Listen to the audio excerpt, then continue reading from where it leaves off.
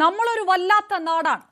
പ്രസവത്തിലെ മാതൃമരണ നിരക്ക് ദേശീയ ശരാശരി 27 എന്നാൽ അതിവിടെ ഈ കേരളത്തിൽ 4.3 എത്രയോ കുറവ്. പക്ഷെ അതേ കേരളത്തിൽ വീട്ടിലെ പ്രസവത്തിലും അശാസ്ത്രീയ ചികിത്സകളിലുമൊക്കെ പൊലിയുന്ന ജീവനുകളുടെ എണ്ണം അക്ഷരാഭ്യാസമുള്ളവരെ ഞെട്ടിക്കും, നാണം കെടുത്തും. മരുന്നില്ലാതെ, ശാസ്ത്രീയ സ്ഥിരീകരണങ്ങളില്ലാതെ, അംഗീകരിച്ച പഠനമില്ലാതെ, പുറത്ത് കാണിക്കാൻ പറ്റുന്ന ഒരു സർട്ടിഫിക്കറ്റ് പോലുമില്ലാതെ വെറുതെ ഒരു ബോർഡ് വെച്ചിരുന്നാൽ മതി. അക്യൂപങ്ക്ചർ, യുനാനി, സിദ്ധം, ഹിജാമ, റേക്കി എന്ന് വേണ്ട മൈലെണ്ണ വൈദ്യം നടത്തിയാലും ഈ നാട്ടിൽ ഇപ്പോൾ ചെലവാകും. ഇതൊക്കെ വെച്ചു വിളമ്പി റീലുകളും ഇൻഫ്ലുവൻസേഴ്സും ഡോക്ടർമാരെക്കാൾ വിശ്വാസ്യത നേടിയ മറ്റൊരു നാടും വേറെ കാണില്ല. ആ നാട്ടിലാണ് അതിഗുരുതരമായ ഹെപ്പറ്റൈറ്റിസ് എ വൈറസ് ബാധിച്ച 1 വയസ്സുള്ള കുട്ടിക്ക് വിദഗ്ധ ചികിത്സയ്ക്ക് പകരം അക്യൂപങ്ക്ചർ ചികിത്സ കൊടുത്തത്. അങ്ങനെ രോഗം മൂർച്ഛിച്ച് കുട്ടിയുടെ തലച്ചോറിൽ രക്തസ്രാവമുണ്ടായാണ് മരണം സംഭവിച്ചത്. ഈ കുരുന്നിന്റെ മരണം കൃത്യമായ കൊലപാതകമാണ്, ഒരു തർക്കവുമില്ല. അപ്പോൾ ആരാണ് യഥാർത്ഥ പ്രതികൾ, ആരാണ് കൊലപാതകികൾ? 10ാം ക്ലാസും ഗുസ്തിയും കഴിഞ്ഞ് നാട്ടുകാരെ പറ്റിച്ച് അശാസ്ത്രീയ ചികിത്സ നടത്തുന്നവരാണോ? അതോ 5 പൈസയുടെ കോമൺ സെൻസ് ഇല്ലാത്തതുകൊണ്ടോ അല്ലെങ്കിൽ ചില വിശ്വാസങ്ങൾ കൊണ്ടോ ഇവർക്ക് പിറകെ പോകുന്ന രോഗികളും രക്ഷിതാക്കളുമാണോ? അതോ ഈ കള്ള നാണയങ്ങളെയെല്ലാം കയ്യോടെ പൂട്ടാത്ത സർക്കാരും നിയമപാലകരുമാണോ? അടപടലം പൂട്ടണ്ടേ ആളെക്കൊല്ലി ചികിത്സകളെ? പരിശോധിക്കുന്നു സ്പെഷ്യൽ ഡിബേറ്റ്. സ്വാഗതം. നമുക്കൊപ്പം ചേരുന്നു പാനലിൽ ഇന്ത്യൻ അക്യൂപങ്ക്ചർ പ്രാക്ടീഷണർ അസോസിയേഷന്റെ പ്രസിഡന്റ് ഷുഹൈബ് റിയാലു, സാമൂഹ്യ നിരീക്ഷകൻ ആരിഫ് ഹുസൈൻ, മാധ്യമപ്രവർത്തകൻ KPO റഹ്മത്തുള്ള, ഒപ്പം ആരോഗ്യ പ്രവർത്തക മിനി മോഹൻ. 4 പേർക്കും ചർച്ചയിലേക്ക് സ്വാഗതം. ആദ്യം ശ്രീ ഷുഹൈബ് റിയാലു, 1 വയസ്സുള്ള കുട്ടിയാണ് മരിച്ചത്. ആ കുട്ടിയുടെ മരണവുമായിട്ട് ബന്ധപ്പെട്ട് പുറത്തു വരുന്നത് ആ കുട്ടിയുടെ മാതാവടക്കം അക്യൂപങ്ക്ചർ ചികിത്സ നടത്തുന്ന വ്യക്തിയാണ് എന്നുള്ള കാര്യമാണ്. ഹെപ്പറ്റൈറ്റിസ് എ ബാധിച്ച ഒരു കുട്ടിക്ക് ചികിത്സ നടത്താതെ അക്യൂപങ്ക്ചർ ചികിത്സ തേടി എന്നുള്ള വിവരങ്ങൾ പുറത്തു വരുമ്പോൾ മരണം എന്തുകൊണ്ടുണ്ടായി എന്നുള്ള ചോദ്യത്തിന് അശാസ്ത്രീയമായിട്ട് ചികിത്സ നടത്തി എന്നാണ് വരിക. അപ്പോൾ ഞാൻ പറഞ്ഞു ചോദിക്കാം, അശാസ്ത്രീയമായിട്ടുള്ള ഒരു ചികിത്സ നടത്തി എന്ന് പറയുമ്പോൾ സ്വാഭാവികമായിട്ടും ഈ ചികിത്സ നടത്തിയ അല്ലെങ്കിൽ ഈ ചികിത്സ നടത്താൻ നിർബന്ധിച്ച അക്യൂപങ്ക്ചറിസ്റ്റ് സ്വാഭാവികമായും പ്രതിക്കൂട്ടിലാവും. അത് നിങ്ങൾ ന്യായീകരിക്കുന്നുണ്ടോ? ആരും ന്യായീകരിക്കേണ്ട കാര്യമില്ല. ഇതൊക്കെ വളരെ കോമൺ സെൻസ് ആയിട്ട് നമ്മൾ മനസ്സിലാക്കേണ്ട കാര്യമാണ്. ഇപ്പൊ നമുക്ക് വളരെ ക്ലിയർ ആയിട്ട് അറിയാം, ഈ ഒരു സീസണിൽ 64 പേരാണ് മഞ്ഞപ്പിത്തം ബാധിച്ച് മരിച്ചിട്ടുള്ളത്. ഈ 64 പേര് മരിച്ചത് മുഴുവൻ അലോപ്പതി ഹോസ്പിറ്റൽ, നിങ്ങൾ പറഞ്ഞ ശാസ്ത്രീയ ചികിത്സ നടക്കുന്ന ഹോസ്പിറ്റലാണ് 64 പേര് മരിച്ചിട്ടുള്ളത്. ഈ 64 പേര് മരിച്ചതിനുള്ള കാരണം, അഥവാ ശാസ്ത്രീയ ചികിത്സ കൊണ്ട് മരണം ഒഴിവാക്കാൻ കഴിയുമെന്ന അഭിപ്രായമുണ്ടെങ്കിൽ എങ്ങനെയാണ് 64 പേര് മരിച്ചത്? ഒരിക്കലും ആർക്കും ന്യായീകരിക്കാൻ കഴിയില്ല. 64 പേര് 1, 2 അല്ല, വെറും 64 പേര് എന്ന് പറയുന്നത് വലിയൊരു സംഖ്യയാണ്. ഇത്രയും വലിയ സംഖ്യ മരിച്ചത് മുഴുവൻ ശാസ്ത്രീയ ചികിത്സ നൽകിയിട്ടാണ് എന്ന് വളരെ കൃത്യമായ കണക്ക് പുറത്തു വരുമ്പോൾ ഒരു കുട്ടി, അവിടെ നമ്മൾ മനസ്സിലാക്കേണ്ട അടിസ്ഥാനപരമായ കാര്യം, കുട്ടിയായാലും മുതിർന്നവരാരായാലും ഇവരൊക്കെ മരിക്കുന്നത് രോഗം കൊണ്ടല്ല, സമയമായിട്ടാണ് എന്നാണ് പൊതുവെ മതവിശ്വാസികൾ മനസ്സിലാക്കി വരുന്നത്. അങ്ങനെ വരുമ്പോൾ ഞാൻ ഈ 64 പേര് മരിച്ചത് ശാസ്ത്രീയ ചികിത്സ കൊണ്ട് പിഴവാണെന്ന് ഞാൻ ഒരിക്കലും പറയില്ല. പക്ഷെ സമയമായി മരിച്ചു. പക്ഷേ ശാസ്ത്രീയ ചികിത്സ നൽകിയിരുന്നെങ്കിൽ ആ മരണം ഒഴിവാക്കാൻ കഴിയുമെന്ന അഭിപ്രായമാണ് ഇവിടുത്തെ വിഷയം. അങ്ങനെയാണെങ്കിൽ 64 പേര് മരണം ഒഴിവാക്കാൻ സാധിക്കണമായിരുന്നു. അങ്ങനെ ഒഴിവാക്കാൻ സാധിച്ചിരുന്നെങ്കിൽ തീർച്ചയായും നിങ്ങൾ പറഞ്ഞ ന്യായമാണ്. എനിക്ക് ഇടപെടേണ്ടി വരുന്നത് സമയമാകുമ്പോൾ എല്ലാവരും മരിക്കും. അല്ല ശ്രീ ഷുഹൈബ് റിയാലു, എനിക്ക് ആ ഒരു വരിയിൽ ഒരു പ്രശ്നമുണ്ട്. അങ്ങനെയാണെങ്കിൽ അത് വെച്ച് വേണമല്ലോ നമുക്ക് ചർച്ച മുന്നോട്ട് കൊണ്ടുപോകാം. അതുകൊണ്ടാണ് ഇടപെട്ട് ചോദിക്കുന്നത്. സമയമാകുമ്പോൾ എല്ലാവരും മരിക്കും. അതിപ്പോ ഏത് ചികിത്സ കിട്ടിയാലും, ചികിത്സ കിട്ടിയില്ലെങ്കിലും മരിക്കും, അങ്ങനെയാണോ പറയുന്നത്? അപ്പൊ പിന്നെ അതനുസരിച്ച് മുന്നോട്ട് പോകാം. മരണം ഒഴിവാക്കാൻ ചികിത്സ ഉണ്ടോ? നിങ്ങൾ കാണിച്ചാൽ കഴിയോ? ഇന്ന് ചികിത്സ കൊണ്ട് മരണം ഒഴിവാക്കാൻ കഴിയോ? അപ്പൊ പിന്നെ ചികിത്സ ഇല്ലെങ്കിലും, അല്ല ശ്രീ ഷുഹൈബ് റിയാലു, ചികിത്സ ഇല്ല, അപ്പൊ പിന്നെ ചികിത്സയുടെ ആവശ്യമില്ലല്ലോ. അല്ല അപ്പൊ പിന്നെ ചികിത്സയുടെ ആവശ്യമില്ലല്ലോ. അല്ല താങ്കൾ പറയുന്ന കാര്യത്തിന് താങ്കൾക്കൊരു വിശദീകരണം നൽകാൻ കഴിയണ്ടേ? ശ്രീ ഷുഹൈബ് റിയാലു, താങ്കൾ പറയുന്ന കാര്യത്തിൽ താങ്കൾ വിശദീകരണം നൽകിയിട്ട് ബാക്കി പറയൂ. എന്തെങ്കിലും പറഞ്ഞിട്ട് അടുത്ത പാരഗ്രാഫിലേക്ക് പോലെ പറയുന്നതിന് ഒരു ന്യായീകരണം പറയൂ. ചികിത്സ നൽകിയില്ലെങ്കിലും സമയമാകുമ്പോൾ മരിക്കും എങ്കിൽ പിന്നെ ചികിത്സയുടെ ആവശ്യമില്ലല്ലോ. താങ്കളടക്കം ഈ അക്യൂപങ്ക്ചർ ചികിത്സ പോലും നടത്തേണ്ട കാര്യമില്ല. സമയമായിട്ടില്ലെങ്കിൽ ആരും മരിക്കില്ലല്ലോ. ചികിത്സ എന്തിനാണ്? ചികിത്സ എന്തിനാണ്? ഒരു മനുഷ്യൻ അനുഭവിക്കുന്ന അസ്വസ്ഥതകൾ സുഖപ്പെടാൻ ചികിത്സ. മരണം ഒഴിവാക്കാൻ ചികിത്സ കൊണ്ട് സാധിക്കില്ല എന്നുള്ള സത്യം. നമുക്കത് എങ്ങനെ ന്യായീകരിക്കാം? നമുക്കറിയാം മൈക്കിൾ ജാക്സൺ എത്രത്തോളം പണം ചെലവഴിച്ചുകൊണ്ട് മരണം ഒഴിവാക്കാൻ 150 കൊല്ലം ജീവിക്കാൻ ശ്രമിച്ച ലോക പ്രശസ്തനായ പേഴ്സണാലിറ്റിയാണ്. ലോകം മുഴുവൻ അറിയാം. 50-ാമത്തെ വയസ്സിൽ അദ്ദേഹം മരണപ്പെട്ടു. ചികിത്സ ലഭിക്കാത്തതിന്റെ കുഴപ്പം കൊണ്ടാണോ മൈക്കിൾ ജാക്സൺ മരണപ്പെട്ടത്? നമ്മൾ മനസ്സിലാക്കുന്നത് ചികിത്സ എന്തിനാണ്? ചികിത്സ രോഗം സുഖപ്പെടാൻ. എന്താണ് താങ്കൾ ഒരു മോട്ടോ? എന്താണ് ആൾക്കാർക്ക് അസ്വസ്ഥതകളുണ്ട് എന്ന് പറഞ്ഞ താങ്കളെ പറയുന്ന അസ്വസ്ഥത ചൊറിയും ചരങ്ങൊക്കെയാണോ എന്ന് എനിക്ക് അറിഞ്ഞൂടാ. എന്ത് അസ്വസ്ഥത ചികിത്സിക്കാനാണ് താങ്കൾ അക്യുപങ്ചറിസ്റ്റ് ആയിട്ടിരിക്കുന്നത്? എന്താണ് താങ്കൾക്ക് ചികിത്സിക്കാൻ കഴിയുന്ന അസ്വസ്ഥത എന്ന് വെച്ചാൽ നമുക്കറിയാം, രോഗം എന്ന് വെച്ചാൽ അസ്വസ്ഥതകളാണ്. ഡിസീസ് എന്ന് വെച്ചാൽ തലവേദന, വയറുവേദന, പനി, ഇങ്ങനെ മനുഷ്യനേൽപ്പിക്കുന്ന കാലുവേദന, ചർമ്മരോഗം, ഉറക്കമില്ലായ്മ, തലകറക്കം തുടങ്ങി മൂത്രക്കടച്ചൽ, വയറുവേദന, നെഞ്ഞുവേദന, ശ്വാസം മുട്ടൽ, നെഞ്ചിടിപ്പ് പോലെ മനുഷ്യൻ അനുഭവിക്കുന്ന തരിപ്പ്, കടച്ചൽ തുടങ്ങിയിട്ടുള്ള എന്തെല്ലാം പ്രയാസങ്ങളുണ്ടോ ഇത് ചികിത്സിച്ച് ഭേദപ്പെടുത്താൻ കഴിയും.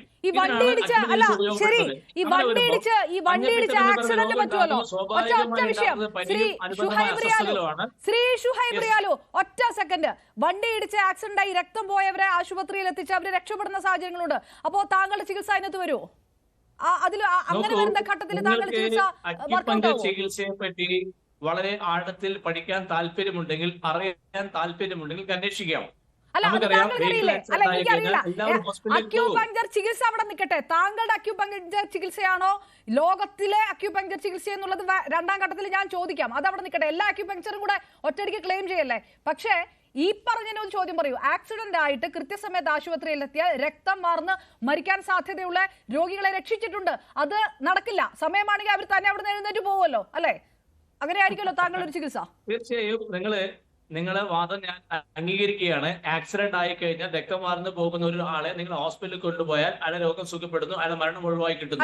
പക്ഷേ ഇതേപോലെ തന്നെ ആക്സിഡന്റ് ആയിട്ട് ചികിത്സ കൃത്യമായി രീതിയിൽ അക്യുപങ്ചർ വരുന്നതിന് മുമ്പേ ഈ മോഡേൺ സയൻസിന് വരുന്നതിന് മുമ്പേ ഈ ഭൂമിയിൽ ഒട്ടേറെ മനുഷ്യന്മാർക്ക് ചികിത്സയുണ്ടോ? അക്യുപങ്ചറിൽ ഞാൻ പഴയ കാലത്ത് ഈ മോഡേൺ മെഡിസിൻ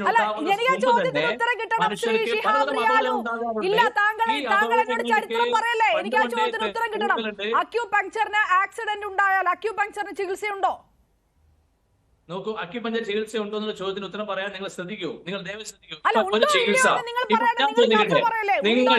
നിങ്ങൾക്ക് ഒരു ആക്സിഡന്റ് ആയാൽ നിങ്ങൾ അക്യുപങ്ചർ ചികിത്സ സ്വീകരിക്കാൻ നിങ്ങൾ തയ്യാറാണോ?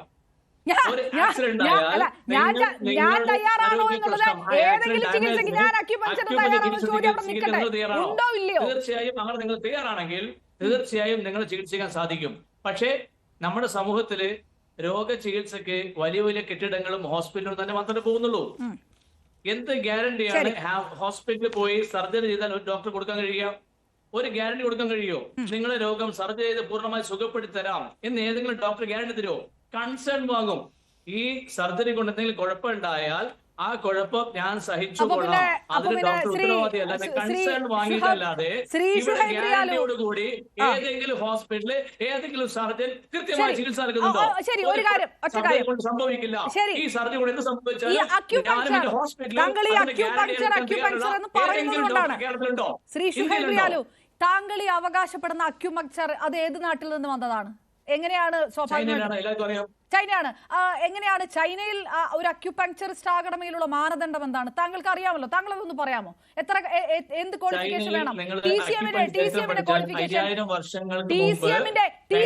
ക്വാളിഫിക്കേഷൻ എന്താണെന്ന് താങ്കൾ പറയണം. ഇന്ന് ലോകത്ത് 170 ഞാൻ ചോദിക്കുന്നത് എന്താണ്, താങ്കൾ എന്താണ് പറയുന്നത്? ചൈനയിൽ അക്യുപങ്ചറിസ്റ്റ് ആകണമെങ്കിൽ വേണ്ട ക്വാളിഫിക്കേഷൻ എന്താണ് എന്ന് മാത്രം. TCM ആണല്ലോ. TCM ആയിട്ട് ഒരു അക്യുപങ്ചറിസ്റ്റ് ആവണമെങ്കിൽ ആ ക്വാളിഫിക്കേഷൻ താങ്കളൊന്ന് പറയാമോ? നമ്മൾ ഇന്ത്യയിലാണ് ജീവിക്കുന്നത്. ഇന്ത്യയിൽ ജീവിക്കുന്ന നമുക്ക് ഇന്ത്യൻ നിയമം വേറെയാണ്. ഇപ്പൊ നിങ്ങൾ ഇന്ത്യയിലായോ? നിങ്ങളിപ്പോ ഇന്ത്യയിലാണെങ്കിൽ നിങ്ങൾക്ക് വ്യത്യസ്തങ്ങളായ നിങ്ങളിപ്പോ ഇന്ത്യയിലാണോ? അങ്ങനെ ഇന്ത്യയിലെ ചികിത്സാ രീതി പരിശോധിക്കൂ. ശ്രീ ഷുഹൈബ്, നിങ്ങൾ ഇന്ത്യയിലാണെങ്കിൽ നിങ്ങൾ ഇന്ത്യയിലെ പരിശോധിക്കൂ. ചികിത്സ ചെയ്യാൻ ഇന്ത്യൻ ഗവൺമെന്റ് നൽകുന്ന വിദ്യാഭ്യാസത്തിന് കൃത്യമായ കാലയളവും അതിന്റെ സിസ്റ്റവും ഒക്കെ ഉണ്ട്. നമുക്കറിയാം ഇന്ത്യയിൽ മഹാരാഷ്ട്രയിൽ വെസ്റ്റ് ബംഗാളിലും കൃത്യമായ കൗൺസിൽ നിലവിലുണ്ട്. നമ്മുടെ കേരളത്തില് 2024 ജസ്റ്റിസ് രാമചന്ദ്രൻ അവർകൾ അദ്ദേഹം കേരള ഹൈക്കോടതി അദ്ദേഹം ഉത്തരവിട്ടു. കേരളത്തിൽ അക്യുപഞ്ചർ ചികിത്സകർ ഒട്ടേറെയുണ്ട്. ഇവർക്ക് ഒരു കൃത്യമായ റെഗുലേഷൻ ഏർപ്പാട് ചെയ്യേണ്ടതുണ്ട് അദ്ദേഹം ഉത്തരവിടുകയും, പക്ഷേ നിർഭാഗ്യവശാൽ നമ്മുടെ ഗവൺമെന്റോ മറ്റു കാര്യങ്ങൾ ചെയ്യുന്നതിൽ വിജയിച്ചിട്ടില്ല. അപ്പോൾ പരാജയമാണുള്ളത്. ഞാൻ അടിക്കപ്പെടുത്തുകയല്ല. ഒട്ടേറെ ഉത്തരവാദിത്തങ്ങളും സമൂഹത്തിന് കൂട്ടിച്ചേർത്ത് പറയല്ലേ, നാട്ടുകാരെ തെറ്റിദ്ധരിപ്പിക്കാൻ ഈ ഷോയിൽ ഞാൻ അനുവദിക്കില്ല. അങ്ങനെ ഒരു ഉത്തരവും ഇവിടെ ഇല്ല. അങ്ങനെ ഒരു ഉത്തരവും ഇല്ല. താങ്കൾക്ക് ആ ഉത്തരവിന് ഒരു കോപ്പിയും കാണിക്കാൻ പറ്റില്ല. ജസ്റ്റിസ് നടത്തിയ അഭിപ്രായ പ്രകടനം ഉത്തരവാക്കിയൊന്നും പറയല്ലേ. ക്വാളിഫിക്കേഷൻ കൃത്യമായിട്ട് വേണമെന്ന് ആരോഗ്യ ഹെൽത്ത് ഡിപ്പാർട്ട്മെന്റിന്റെ മെഡിക്കൽ കൗൺസിലിന്റെ ഉത്തരവുണ്ട്. ആ ക്വാളിഫിക്കേഷൻ എന്താണ്? ഇനി ഇന്ത്യയിലെ ക്വാളിഫിക്കേഷൻ എന്താണ്? MBBSന്റെ ക്വാളിഫിക്കേഷൻ നിർവചനമുണ്ട്. ഇതേപോലെ ഹോമിയോ, സിദ്ധോ, നാച്ചുറോപ്പതി എല്ലാ ചികിത്സ കൃത്യമായ അതത് കൗൺസിൽ കൃത്യമായ നിർദ്ദേശങ്ങളുണ്ട്. കപടശാസ്ത്രമാണ് കേട്ടോ. നിർബന്ധമായും ഹോമിയോപ്പതി ഒരു കപടശാസ്ത്രമാണ്. ശിഹാബ് റിയാലും കാടടച്ച് വെടിവെച്ചാലൊന്നും, കണ്ണടച്ചിരുട്ടാക്കിയാലൊന്നും അത് ഇരുട്ടാവില്ല. ശിഹാബ് റിയാലും ശരി, താങ്കൾ അവിടെ നിൽക്കട്ടെ. ഞാൻ വരാം. അതായത് എന്ത് പറഞ്ഞാലും താങ്കൾ, ഞാൻ ചോദിക്കുന്ന ചോദ്യത്തിന് ഉത്തരമല്ല, താങ്കളുടെ കയ്യിൽ ഉത്തരമില്ല. ഒന്നില്ലെങ്കിൽ ചൈന അന്വേഷിക്കാൻ പറയും, ചൈനയുടെ കാര്യം ചോദിക്കുമ്പോൾ താങ്കൾ പറയും ഇന്ത്യയിൽ പരിശോധിക്കാൻ പറയും, ഇന്ത്യയിലെ കാര്യം പറയുമ്പോൾ താങ്കൾ പറയും ചൈനയിൽ പോകാൻ പറയും. ഒരൊറ്റ അവിടെ നിൽക്കട്ടെ. ശ്രീ ആരിഫ് ഹുസൈൻ, താങ്കൾ ആ ഉത്തരം പറയുന്നില്ല. ശിഹാബ് റിയാലും താങ്കൾ ആ ഉത്തരം പറയില്ല. എനിക്ക് ഒന്ന് പ്രേക്ഷകരോട് പറയൂ. ശിഹാബ് റിയാലും പ്രേക്ഷകരോട് പറയൂ, 1000 വർഷങ്ങൾക്ക് മുമ്പ് ചൈനയിൽ നിന്ന് വന്ന അക്യുപങ്ചർ ആണ് എന്ന് പറഞ്ഞുകൊണ്ട് നിങ്ങളടക്കമുള്ളവർ പറയുന്ന അക്യുപങ്ചർ ചൈനയിൽ ചികിത്സിക്കണമെങ്കിൽ എത്ര വർഷത്തെ പഠനം വേണം, എത്ര ക്വാളിഫിക്കേഷൻ വേണം, എത്ര ലൈസൻസ് വേണം എന്നെങ്കിലും ഒന്ന് പറയൂ. ഒന്ന് പ്രേക്ഷകർ കേട്ടോട്ടെ. നോക്കൂ, നമ്മൾ ചൈനയിൽ ജീവിക്കുന്നവരല്ല. ചൈനയിലെ കറൻസിയോ ഇന്ത്യയിലെ പോലെ ജീവിക്കും. നമ്മൾ പാലിക്കുന്നില്ല. അപ്പൊ നിങ്ങൾ ഇന്ത്യയിലെ പാലിക്കുന്നുണ്ടോ? നിങ്ങൾ ഇന്ത്യയിൽ അത് പാലിക്കുന്നുണ്ടോ? പരിശോധിക്കുകയും അന്വേഷിക്കുകയും അതിന് ഇന്ത്യൻ ഗവൺമെന്റും കേരള ഹൈക്കോടതി ഉത്തരവുകൾ നിങ്ങൾ പരിഗണിക്കാതെ ഇന്ത്യൻ ഗവൺമെന്റ് ഏത് ഇന്ത്യൻ ഗവൺമെന്റ് ആണ്? ഏത് ഇന്ത്യൻ ഗവൺമെന്റ് ആണ്? നിങ്ങൾ ഏത് ഇന്ത്യൻ ഗവൺമെന്റിന്റെ കാര്യമാണ് പറയുന്നത്? 2 മാസം കൊണ്ട് അക്യുപങ്ചർ കോഴ്സ് പഠിച്ച് വീട്ടിൽ പ്രസവം എടുക്കും. ശ്രീ ശിഹാബ് റിയാലും അട്ടർ നോൺസെൻസ് ആണ്. Utter nonsense. ഇതൊരു അട്ടർ നോൺസെൻസ്. 2 മാസം കൊണ്ട് അക്യുപങ്ചർ കോഴ്സ് പഠിച്ചിട്ട് ചികിത്സിക്കാമെന്ന് ഏത് ഇന്ത്യൻ ഗവൺമെന്റ് ആണ് പറഞ്ഞിരിക്കുന്നത്? വെറുതെ വിഡിത്തം പറഞ്ഞ് നാട്ടുകാരെ പറ്റിക്കല്ലേ. ഏത് ഇന്ത്യൻ ഗവൺമെന്റ് ആണ്? ഏത് ഉത്തരവിനകത്താണുള്ളത്? 2 മാസം കൊണ്ടോ കേരളത്തിൽ ആരും അക്യുപഞ്ചർ പഠിപ്പിക്കുന്നത് എനിക്ക് തോന്നുന്നില്ല. കേരളത്തിൽ നല്ല സ്റ്റാൻഡേർഡ് ആയിട്ടുള്ള എത്ര വർഷം പഠിക്കുന്നുണ്ട്?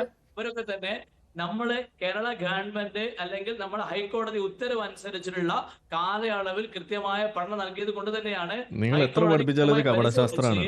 ശരി, അത് എത്ര പേര് ഇവിടെ അക്യുപങ്ചർ ഇപ്പൊ ഇത് വന്നതടക്കം ഈ അക്യുപങ്ചർ നടത്തിയ ചികിത്സകൻ എത്ര പഠിച്ചതാണ്? നിങ്ങൾ ഈ പറഞ്ഞ പോലത്തെ ഈ കോഴ്സും കൈ കൊണ്ട് നടന്ന ആളാണോ? നമുക്ക് ഇവിടെ ഗവൺമെന്റ് നൽകിയ നിർദ്ദേശം അനുസരിച്ചുള്ള ക്വാളിഫൈഡ് ആയിട്ടുള്ള അക്യുപങ്ചറിസ്റ്റ് ആണ്. ഏത് ഈ മരിച്ച ആള്?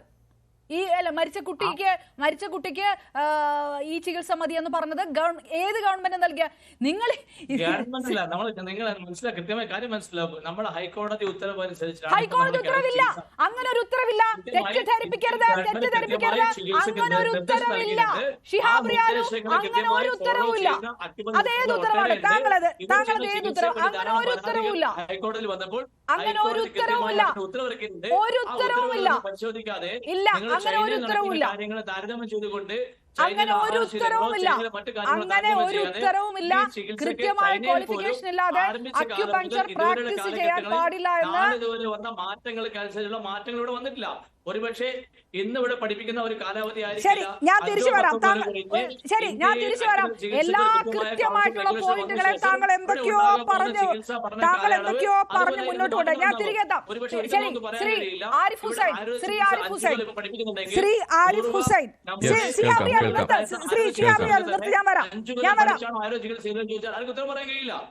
താങ്കൾക്ക് ശ്രീ ആരിഫ് ഹുസൈൻ, ചൈനയിൽ 5 വർഷമെങ്കിലും മിനിമം ബാച്ചിലേഴ്സ് ഡിഗ്രി പഠിക്കേണ്ട ഒരു കാര്യം.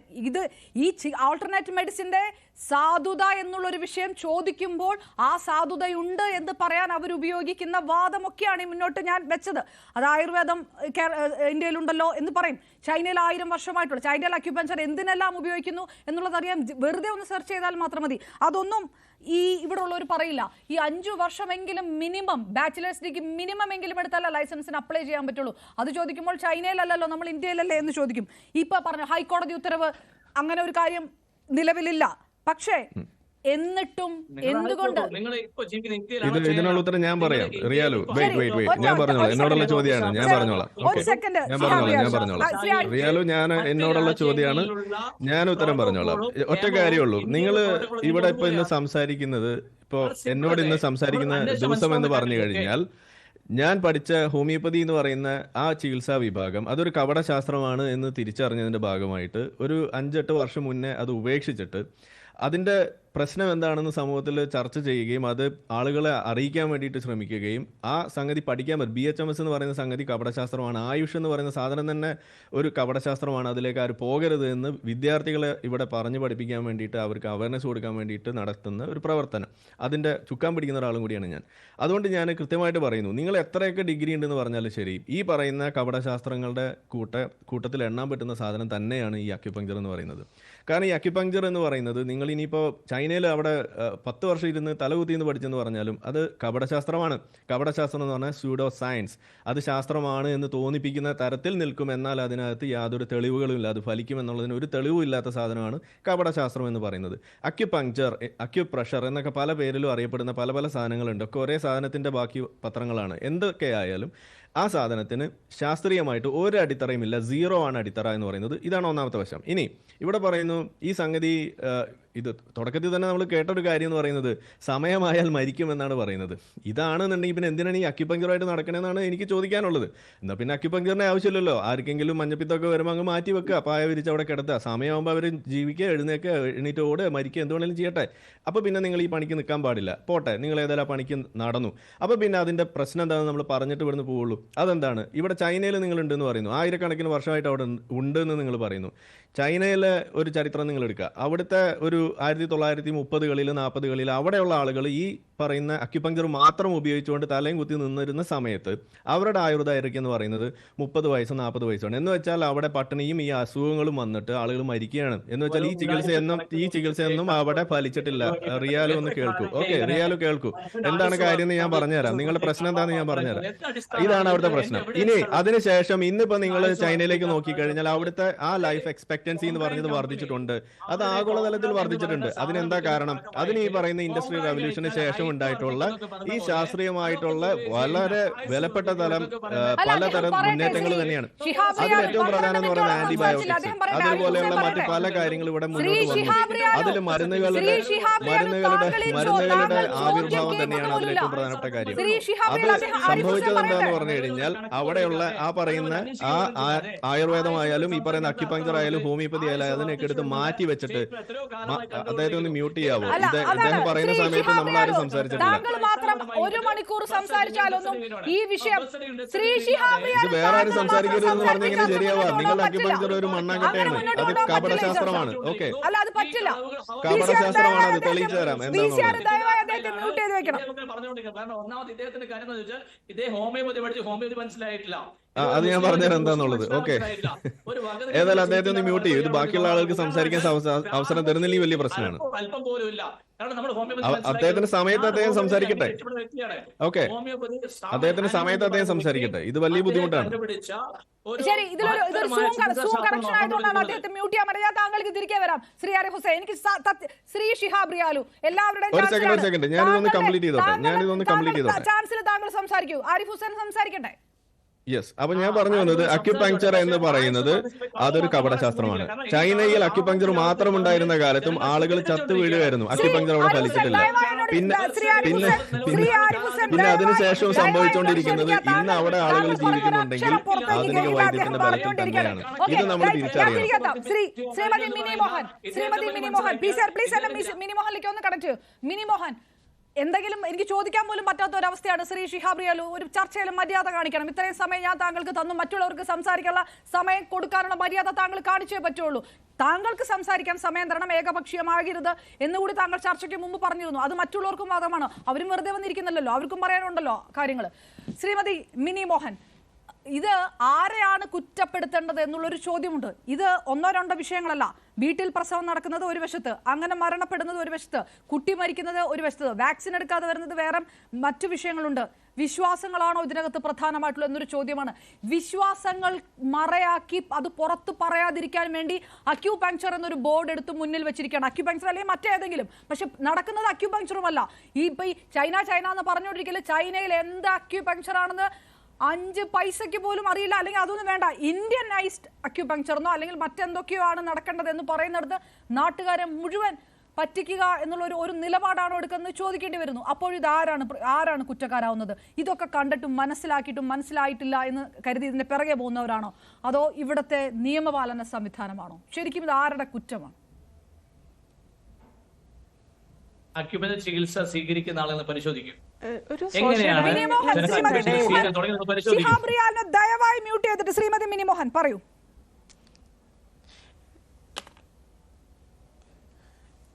ഒരു സോഷ്യൽ ഡൈനാമിക്സിൻ്റെ ഇടയിൽ താമസിക്കുന്ന മനുഷ്യർ എന്നുള്ള രീതിയിൽ വിവിധ തരത്തിലുള്ള ചികിത്സാ പദ്ധതികളുമായിട്ട് ഇണങ്ങി പോകുന്നവരുണ്ടാകാം. പക്ഷേ ഒരു സ്റ്റേറ്റിന് തീരുമാനമെടുക്കാനുള്ള അവകാശമുണ്ട്. സ്റ്റേറ്റും വളരെ ദീർഘമായ പരീക്ഷണ നിരീക്ഷണങ്ങളിലൂടെ ഭരണഘടന അനുസൃതമായിട്ട് ചികിത്സാ രീതികളും സംവിധാനങ്ങളും സിസ്റ്റം സെറ്റ് ചെയ്തിട്ടുണ്ട്. അതിനിടയിലൂടെ കടന്നു പോകേണ്ടത് ഓരോ പൗരൻ്റെയും യഥാർത്ഥത്തിലുള്ള ധർമ്മബോധമാണ്. ഒരു പൗരധർമ്മം സ്വീകരിക്കുന്നതിന് ഒരു കമ്മ്യൂണിറ്റി എന്തിന് തടസ്സം നിൽക്കുന്നു എന്നുള്ളത് നമുക്ക് ഒരിക്കലും മനസ്സിലാക്കാൻ പറ്റാത്ത ഘടകമാണ്. കാരണം ചികിത്സ, ഇവിടെ ഒരു ചൈൽഡാണ് മരിച്ചത്. ഒരു ചൈൽഡ് എന്ന് പറയുന്നത് ഒരു സ്റ്റേറ്റിൻ്റെ സന്തതിയാണ്, അല്ലാതെ ഒരു വ്യക്തിക്ക് തീരുമാനമെടുക്കാൻ പറ്റുന്ന ഒരു കാര്യമല്ല. സ്റ്റേറ്റ് എന്തുകൊണ്ട് ആ കുട്ടിയിൽ പൂർണ്ണമായ ഒരു സംരക്ഷണം കിട്ടത്തക്ക രീതിയിൽ ശ്രദ്ധയില്ലാതെയായി, അവിടുത്തെ കമ്മ്യൂണിറ്റി മെഡിക്കൽ സിസ്റ്റം എന്തുകൊണ്ട് ഫങ്ഷൻ ചെയ്തില്ല എന്നുള്ളതാണ്. ഇപ്പം നമുക്കറിയാം, കോംപ്രഹെൻസീവ് ആൾട്ടർനേറ്റീവ് മെഡിക്കൽ സിസ്റ്റങ്ങൾ പ്രാക്ടീസ് ചെയ്യണമെങ്കിൽ അത് റെഗുലേറ്റ് ചെയ്യപ്പെടാനുള്ള നിയമ സംവിധാനങ്ങൾ ഇതുവരെയും ഉണ്ടായി വന്നിട്ടില്ല. ഒരു ജഡ്ജ് അഭിപ്രായം പറഞ്ഞു എന്നുള്ളതല്ലാതെ അതിന് ശാസ്ത്രീയമായ പരീക്ഷണ നിരീക്ഷണങ്ങൾ നടത്തി അതിന് പ്രോഗ്രസീവ് ആയിരിക്കുന്ന ഒരു ടൂള് സെറ്റ് ചെയ്ത് ഇൻ്റഗ്രേറ്റഡ് ആയിട്ടുള്ള മെഡിസിൻ സിസ്റ്റങ്ങളെ കൂടി അതിനകത്ത് ഉൾപ്പെടുത്തി മോഡേൺ മെഡിസിൻ്റെ സ്റ്റാൻഡേർഡിൽ കൊണ്ടുവരാൻ വേണ്ടിയിട്ടുള്ള ഒരു പരിവർത്തനം ഉണ്ടാകാത്ത ഒരു കമ്മ്യൂണിറ്റിയാണ് ഇന്ത്യൻ കമ്മ്യൂണിറ്റി, അല്ലെങ്കിൽ മെഡിക്കൽ സിസ്റ്റങ്ങൾ. അവിടെ നമ്മൾ ഒരു സിസ്റ്റത്തിനെ എടുത്തു വെച്ചുകൊണ്ട് ഈ സിസ്റ്റം ശരിയാണ് എന്ന് പറയാൻ പറ്റത്തില്ല. എന്തുകൊണ്ട് അക്യുപങ്ക്ചർ ചികിത്സ ചെയ്തവർ ഇത് ഒരു ഹെപ്പാറ്റൈറ്റിസ് ബി ആണ്, ഇത് ചൈൽഡിൻ്റെ ഹെൽത്തിനെ അഫക്റ്റ് ചെയ്തിരിക്കുന്നത് ഓർഗൻസിനെ ബാധിക്കുന്നു എന്ന് കണ്ടപ്പോൾ തൻ്റെ കയ്യിലും തൻ്റെ ചികിത്സാ പദ്ധതിയിലും നിൽക്കാത്തതാണെങ്കിൽ മറ്റ് ചികിത്സാ പദ്ധതികളെ സ്വീകരിക്കുവാനുള്ള ഓപ്പൺനെസ് കാണിക്കാൻ ഒരു ചികിത്സകനും ഒരു നാട്ടുവൈദ്യനും ഇവിടെ തയ്യാറാകാറില്ല. അതാണ് ഇവിടുത്തെ ഏറ്റവും അപകടകരമായ വസ്തുത. അശാസ്ത്രീയമായ ശാസ്ത്രബോധങ്ങളെ പേറി നടക്കുന്ന നാട്ടുവൈദ്യം ഒരിക്കലും കമ്മ്യൂണിറ്റിയുടെ ഡെവലപ്മെൻറ്റിന് ഉതകില്ല, കമ്മ്യൂണിറ്റി ആരോഗ്യരംഗത്തെയും സഹായിക്കില്ല എന്നുള്ളതാണ് ഇവിടെ നമ്മൾ കണ്ടെത്തേണ്ടുന്ന ഏറ്റവും ശക്തമായ വിഷയം. ഇതിൻ്റെ മേൽ സർക്കാർ എടുക്കേണ്ട നടപടികൾ മോഡേൺ മെഡിസിനകത്ത് തന്നെയാണെങ്കിൽ പോലും നമുക്കറിയാം, ഈസ്റ്റേണൈസ്ഡ് മെഡിസിൻ ആയിരിക്കുന്ന അല്ലെങ്കിൽ നമ്മൾ നാച്ചുറൽ മെഡിസിൻസ് ആയിരിക്കുന്ന പല ഇതിൻ്റെ എക്സ്ട്രാക്റ്റുകളും മോഡേൺ മെഡിസിൻ മെഡിക്കൽ ഫാർമസ്യൂട്ടിക്കൽ രീതിയിൽ ഉപയോഗപ്പെടുത്തുന്നുണ്ട്. ആ ഉപയോഗപ്പെടുത്തുന്നുണ്ട് എങ്കിൽ അതിന് എക്സ്ട്രാക്റ്റുകൾ എടുത്ത് അതിൻ്റെ ശാസ്ത്രീയമായിരിക്കുന്ന പരീക്ഷണം നടത്തി അതിൻ്റെ ബയോ കെമിക്കലുകളെ ഉപയോഗിക്കാൻ ശാസ്ത്രീയമായ ടൂളുകളുണ്ട്. ഈ ടൂളുകൾ ശാസ്ത്രീയമായി ഉപയോഗിക്കപ്പെടുമ്പോൾ മോഡേൺ മെഡിസിനിൽ ഉപയോഗിക്കുന്ന അതേ മെഡിസിൻ ഇത് എത്രമാത്രം ഇൻ്റഗ്രേറ്റ് ചെയ്ത് കൊണ്ടുവരാൻ പറ്റുമെന്നുള്ള ഒരു വലിയ ശാസ്ത്രബോധം വളർത്തിയെടുക്കേണ്ട ഉത്തരവാദിത്തമുള്ളിടത്താണ് ഞങ്ങൾ ചെയ്തതെല്ലാം ശരിയാണ്, ഞങ്ങൾ ചെയ്ത സിസ്റ്റമാണ് ശരി. ചൈനയിലൊരു സിസ്റ്റമുണ്ട്, ചൈനയുടേതായിട്ടുള്ള ഓൺ പ്രാക്ടീസസ് ആയിരിക്കാം അത്. പക്ഷേ അതിനവർ rules and regulations, course manuals, അതിനുള്ള ടൂള്, അതിൻ്റെ സ്റ്റാൻഡർഡൈസേഷൻ പ്രാക്ടീസുകളെല്ലാം കൊണ്ടുവന്നിട്ടുണ്ട്. ഇതൊന്നുമില്ലാതെ തുറന്നൊരു ഡെമോക്രാറ്റിക് കൺട്രി ആയതുകൊണ്ട് ഞങ്ങൾ ഇതെല്ലാം അങ്ങ് ചെയ്തു കളയും. ഓരോരുത്തരും ഞങ്ങളെല്ലാം ശാസ്ത്രീയമായ എക്സ്പേർട്ടുകളാണ്, ഞങ്ങൾ പറയുന്നത് മാത്രമേ അംഗീകരിക്കപ്പെടാൻ പാടുള്ളൂ, എൻ്റെ കുഞ്ഞിൻ്റെ മേൽ എനിക്കാണ് അവകാശം. അങ്ങനെ ഒരു അവകാശം ഇല്ല. അത് തന്നെ മനസ്സിലാക്കിയാൽ അവിടെ തീരാവുന്നതേ ഉള്ളൂ പ്രശ്നം. ആ പ്രശ്നത്തെ ഏറ്റെടുക്കുന്ന ഒരു ബ്രോഡായിട്ടുള്ള ഒരു മാനസികമായിരിക്കുന്ന സമീപനങ്ങൾ ഒരാളിലും കാണില്ല. കുട്ടിയുടെ സംരക്ഷണ അവകാശം അവകാശം ഒരു 5 വയസ്സുള്ള കുട്ടിയുടെ 10 വയസ്സുള്ള കുട്ടി ആ കുട്ടിക്ക് ശാസ്ത്രീയമായി രോഗം വന്നാൽ ആ കുട്ടിയെ ചികിത്സിക്കാനുള്ള അവകാശം ഒരു കുട്ടി ജനിച്ച് വീണാൽ ആ കുട്ടിയുടെ അവകാശം സ്റ്റേറ്റിനാണ്. കാരണം കുട്ടിയുടെ ആരോഗ്യത്തിന്റെ അവകാശം സ്റ്റേറ്റിനാണ്, പേരന്റിന് പോലും അല്ല. കാരണം കുട്ടി ജീവിച്ചിരിക്കേണ്ടത് സ്റ്റേറ്റിന്റെ ആവശ്യമാണ്. അതുകൊണ്ടാണ് മോർട്ടാലിറ്റി റേറ്റുകൾ ഇത്രയും കുറഞ്ഞ ഒരു സ്റ്റേറ്റ് ആയിട്ട് ഈ കേരളം നിലനിൽക്കുന്നതും. അവിടെ നിങ്ങൾ എടുത്ത ഒരു പേരന്റ് എന്നുള്ള രീതിയിൽ നിങ്ങൾക്ക് കുഞ്ഞിനെ ജനിപ്പിച്ചതിന്റെ ഉത്തരവാദിത്തം മാത്രമേ ഉള്ളൂ. കുഞ്ഞ് വളരേണ്ടതും കുഞ്ഞിന്റെ ജീവന്റെ മേലുള്ള അവകാശവും സ്റ്റേറ്റിനുണ്ട്. ആ സ്റ്റേറ്റിനുണ്ട് എന്ന് തിരിച്ചറിഞ്ഞ സ്റ്റേറ്റിന്റെ ചികിത്സാ പദ്ധതികളിൽ നിങ്ങൾ വിധേയപ്പെടും. കുട്ടിക്ക് കൊടുക്കേണ്ട വാക്സിനേഷൻ നിങ്ങൾക്ക് കൊടുക്കപ്പെടും. നിങ്ങൾ ജീവിക്കുന്നത് ഏത് സിവിൽ റൈറ്റ്സിന്റെ ഉള്ളിലാണെന്ന് നിങ്ങൾ മനസ്സിലാക്കിയാൽ മതി. അത്രയും മനസ്സിലാക്കാൻ പറ്റാത്ത സാമൂഹിക ബന്ധം എവിടെയാണ് നിങ്ങൾക്ക് നഷ്ടപ്പെട്ടു പോകുന്നത്? അതൊരു ചികിത്സകന് അത്ര അവകാശമില്ല. ഒരു കുഞ്ഞിന്റെ ജീവൻ വെച്ച് കളിക്കാനുള്ള ഒരു അവകാശം ഒരു ചികിത്സകനും മാതാപിതാക്കൾ നോക്കേണ്ടതില്ല എന്ന് നിങ്ങൾ പറഞ്ഞു വരുന്നത്. ഒരു കുട്ടി ജനിച്ചു കഴിഞ്ഞാൽ ആ കുട്ടിയെ സ്റ്റേറ്റ് ഏറ്റെടുക്കും. അത് കഴിഞ്ഞാൽ കുട്ടിയുടെ ചികിത്സാ പദ്ധതികളിൽ പങ്കാളിത്തം വഹിക്കേണ്ട ഉത്തരവാദിത്തം പേരന്റ് എന്നുള്ള രീതിയിൽ നിങ്ങൾക്കുണ്ട് എങ്കിൽ ആ ഉത്തരവാദിത്തം മാത്രമേ നിങ്ങൾ വെക്കാനുള്ളൂ. ഇതിൽ ഏത് തരം ചൈൽഡ് സെൻട്രിക് ആയിട്ടുള്ള തീരുമാനമാണ് നിങ്ങൾ തീരുമാനിച്ചത്? എന്ത് തരം ചൈൽഡ് സെൻട്രിക് ആയിട്ടുള്ള വർത്തമാനമാണ് നിങ്ങൾ പറയുന്നത്? ആ ജനിച്ചു വീണ കുട്ടിയെ നേരെ സ്റ്റേറ്റ് എടുക്കുകയും ആ കുട്ടിയുടെ ആഹാരവും ഭക്ഷണവും ചികിത്സയും വസ്ത്രവും പാർപ്പിടവും മറ്റെല്ലാ കാര്യങ്ങളും സ്റ്റേറ്റ് നേരിട്ട് ചെയ്യുമെന്നാണോ നിങ്ങൾ പറഞ്ഞു വരുന്നത്? എനിക്ക് മനസ്സിലാവുന്നില്ല. കാരണം ഇതേപോലെയുള്ള കുട്ടിയുടെ ഇങ്ങനെ മാറേണ്ട ഒരു അവസ്ഥയാണ് നിങ്ങൾ തീരുമാനിച്ചുണ്ടാക്കി വെച്ചിരിക്കുന്നത്. കാരണം അശാസ്ത്രീയമായി കുഞ്ഞിന്റെ മേൽ കുഞ്ഞിന്റെ പേരന്റ് എന്നുള്ള രീതിയിൽ അടിച്ചേൽപ്പിക്കപ്പെടുന്ന തീരുമാനങ്ങൾ കുടുംബ വ്യവസ്ഥിതിക്കുള്ളിൽ കുട്ടി സുരക്ഷിതമല്ല എന്ന് നിങ്ങൾ തന്നെ പറഞ്ഞു വെക്കുന്നു. കുടുംബ വ്യവസ്ഥിതിക്കുള്ളിൽ കുട്ടി സുരക്ഷിതമല്ലാത്തതിന് ഇവിടെ ഉണ്ടാക്കി വെച്ചിരിക്കുന്ന സിസ്റ്റങ്ങൾ എന്തുകൊണ്ട് ഇടപെട്ടില്ല? ബാലാവകാശ കമ്മീഷൻ ഇടപെടാൻ, മറ്റുള്ളവർക്ക് അതുപോലും പരാജയമാകുന്നുണ്ട് എങ്കിൽ ഈ സിസ്റ്റത്തിന് എന്തോ പ്രശ്നമുണ്ട്, പറയാതിരിക്കാൻ പറ്റില്ല. ഈ സിസ്റ്റത്തിന് എന്തോ പ്രശ്നമുണ്ട്. ഇവിടുത്തെ സോഷ്യൽ ഡൈനാമിക്സിൽ ഇടപെട്ടുന്ന പേരന്റിങ്ങിന് എന്തോ പ്രശ്നമുണ്ട്. ഇവിടുത്തെ കുട്ടികളുടെ അവകാശങ്ങളുടെ മേൽ അടിച്ചേൽപ്പിക്കപ്പെടുന്ന ചികിത്സാ രീതി എടുക്കുന്നുണ്ടെങ്കിൽ അത് നടക്കില്ല എന്നുള്ളത് ഞങ്ങൾക്ക് ഉറപ്പിച്ച് പറയേണ്ടി വരും. കുട്ടിയെ മുഴുവൻ പരീക്ഷിക്കുന്നത് നിങ്ങളെ ഗവൺമെന്റ് ഏറ്റെടുത്തിരിക്കുകയാണോ? എനിക്കറിയില്ല. നിങ്ങൾ പറഞ്ഞെനിക്ക് മനസ്സിലാവുന്നില്ല. കാരണം ചികിത്സ എന്നുള്ളത് ഒരു കുട്ടി ജനിച്ചാൽ ഒരു ആവശ്യമാണ്. തീർച്ചയായിട്ടും എന്റെ കുട്ടിയുടെ ആരോഗ്യസ്ഥിതി നിശ്ചയിക്കപ്പെടുന്നതിനുള്ള മാനദണ്ഡം നിശ്ചയിച്ചിരിക്കുന്നത് ഗവൺമെന്റ് തന്നെയാണ്. ആ കുട്ടിയുടെ ആരോഗ്യത്തിന്റെ മാനദണ്ഡം നിശ്ചയിക്കുന്നത് ഗവൺമെന്റ് തന്നെയാണ്. നിങ്ങളുടെ കുട്ടിക്ക് ഇന്ന രോഗമുണ്ടെങ്കിൽ ഇന്ന ചികിത്സ എടുക്കണം, ഇന്ന വാക്സിനേഷൻ കൊണ്ടുപോകണം. ആ വാക്സിനേഷനുള്ളിൽ കുട്ടിക്ക് പ്രതിരോധ സംവിധാനങ്ങൾ ഉണ്ടാവണം. കുട്ടിക്ക് എന്തെങ്കിലും മാൽന്യൂട്രീഷ്യസ് പ്രോബ്ലം ഉണ്ടെങ്കിൽ അതിനാണ് അംഗൻവാടി സെറ്റ് ചെയ്തിരിക്കുന്നത്. അതിനാണ് ആശാ വർക്കേഴ്സ് നിങ്ങളുടെ വീട്ടിൽ വരുന്നത്. എന്റെ ചുറ്റും എന്റെ സാമൂഹ്യ വ്യവസ്ഥയുടെ കമ്മ്യൂണിറ്റി മെഡിസിൻ അതിന് കൊണ്ടുവരുന്നത്. തീർച്ചയായിട്ടും സ്റ്റേറ്റ് വളരെ റെസ്പോൺസിബിൾ ആയിട്ട് എടുക്കുന്ന മെഷർമെന്റുകളെ സ്വീകരിക്കുവാനും വിധേയപ്പെടുവാനും ആസ് എ പേരന്റ് എന്നുള്ള രീതിയിൽ ഞാൻ ഉത്തരവാദിയാണ്. അവരുടെ ആഹാരവും അവരുടെ ഭക്ഷണവും അവരുടെ വസ്ത്രവും നൽകിക്കൊണ്ടിരിക്കുന്നത് ഡോക്ടറെ കൊണ്ട് കാണിക്കേണ്ടുന്ന ഉത്തരവാദിത്വം പേരന്റിന്റെയാണ്. ചികിത്സയ്ക്ക് നിങ്ങൾക്ക് അവിടെ പ്രാഥമിക ആരോഗ്യ സെന്ററുകൾ ഉണ്ടാക്കി തന്നിരിക്കുന്നത് അതിനു വേണ്ടിയിട്ടാണ്. കുടുംബാരോഗ്യ സെന്ററുകൾ നിങ്ങളുടെ വീടിനടുത്ത് 3 കിലോമീറ്ററിന് 4 കിലോമീറ്ററിനുള്ളിൽ ഉണ്ടാക്കി തന്നിരിക്കുന്നത് നിങ്ങളുടെ ചൈൽഡിന് കിട്ടേണ്ട സംരക്ഷണവും സുരക്ഷിതവുമായിരിക്കുന്ന ചികിത്സാ സംവിധാനങ്ങൾ നിങ്ങളുടെ അടുത്ത് തന്നെ എത്തണം എന്നുള്ളത് കൊണ്ടാണ്. അത്തരം സംവിധാനങ്ങൾ സ്വീകരിക്കാൻ പറ്റുന്നില്ലെങ്കിലും നമ്മൾക്ക് ആരോഗ്യപരമായിരിക്കുന്നതും പ്രത്യേകിച്ച് ന്യൂറോ സിസ്റ്റത്തെ തന്നെ അഫക്റ്റ് ചെയ്യുന്ന, നമ്മുടെ ലിവറിന്റെ ന്യൂറോ സിസ്റ്റത്തെ അഫക്റ്റ് ചെയ്യുന്ന ഒരു വലിയ രോഗത്തിന്റെ മേൽ ആ ഓർഗൻ ഡെഫിഷ്യൻസി ഉണ്ടാകുമെന്ന് അറിയാൻ പറ്റുന്ന ഒരു കോമൺ സെൻസ് കൊണ്ട് മനസ്സിലാക്കാൻ പറ്റുന്ന ഒരാള് തന്റെ കയ്യിൽ നിൽക്കുന്നില്ലാത്ത ചികിത്സയെ എടുത്തു വെച്ച് പരീക്ഷിക്കാൻ നിൽക്കുന്നുണ്ടെങ്കിൽ അതൊരു കൊലപാതക കുറ്റം തന്നെയാണ്. ശരി, ഞാൻ തിരികെത്താം. ശ്രീ ഇപ്പൊ നമ്മൾ പറഞ്ഞു വരുന്നത് ഈ 64 പേര് ഇപ്പൊ കേരളത്തിൽ 64 പേര് മരിച്ചിട്ടുണ്ട്. ഈ 64 പേരുടെയും മരണത്തിന്റെ ഉത്തരവാദിത്തം അവരുടെ മാതാപിതാക്കളാണ്. അവർ മുഴുവൻ കൊലപാതക കുറ്റത്തിന് ശിക്ഷിക്കണം എന്ന് നിങ്ങൾ പറഞ്ഞു വരുന്നത് എനിക്കത് മനസ്സിലാക്കാൻ കഴിയുന്നില്ല. ഇദ്ദേഹത്തിന് ഈ ആരോഗ്യ ശാസ്ത്രവുമായിട്ട് വളരെ ബേസിക് ആയിട്ട്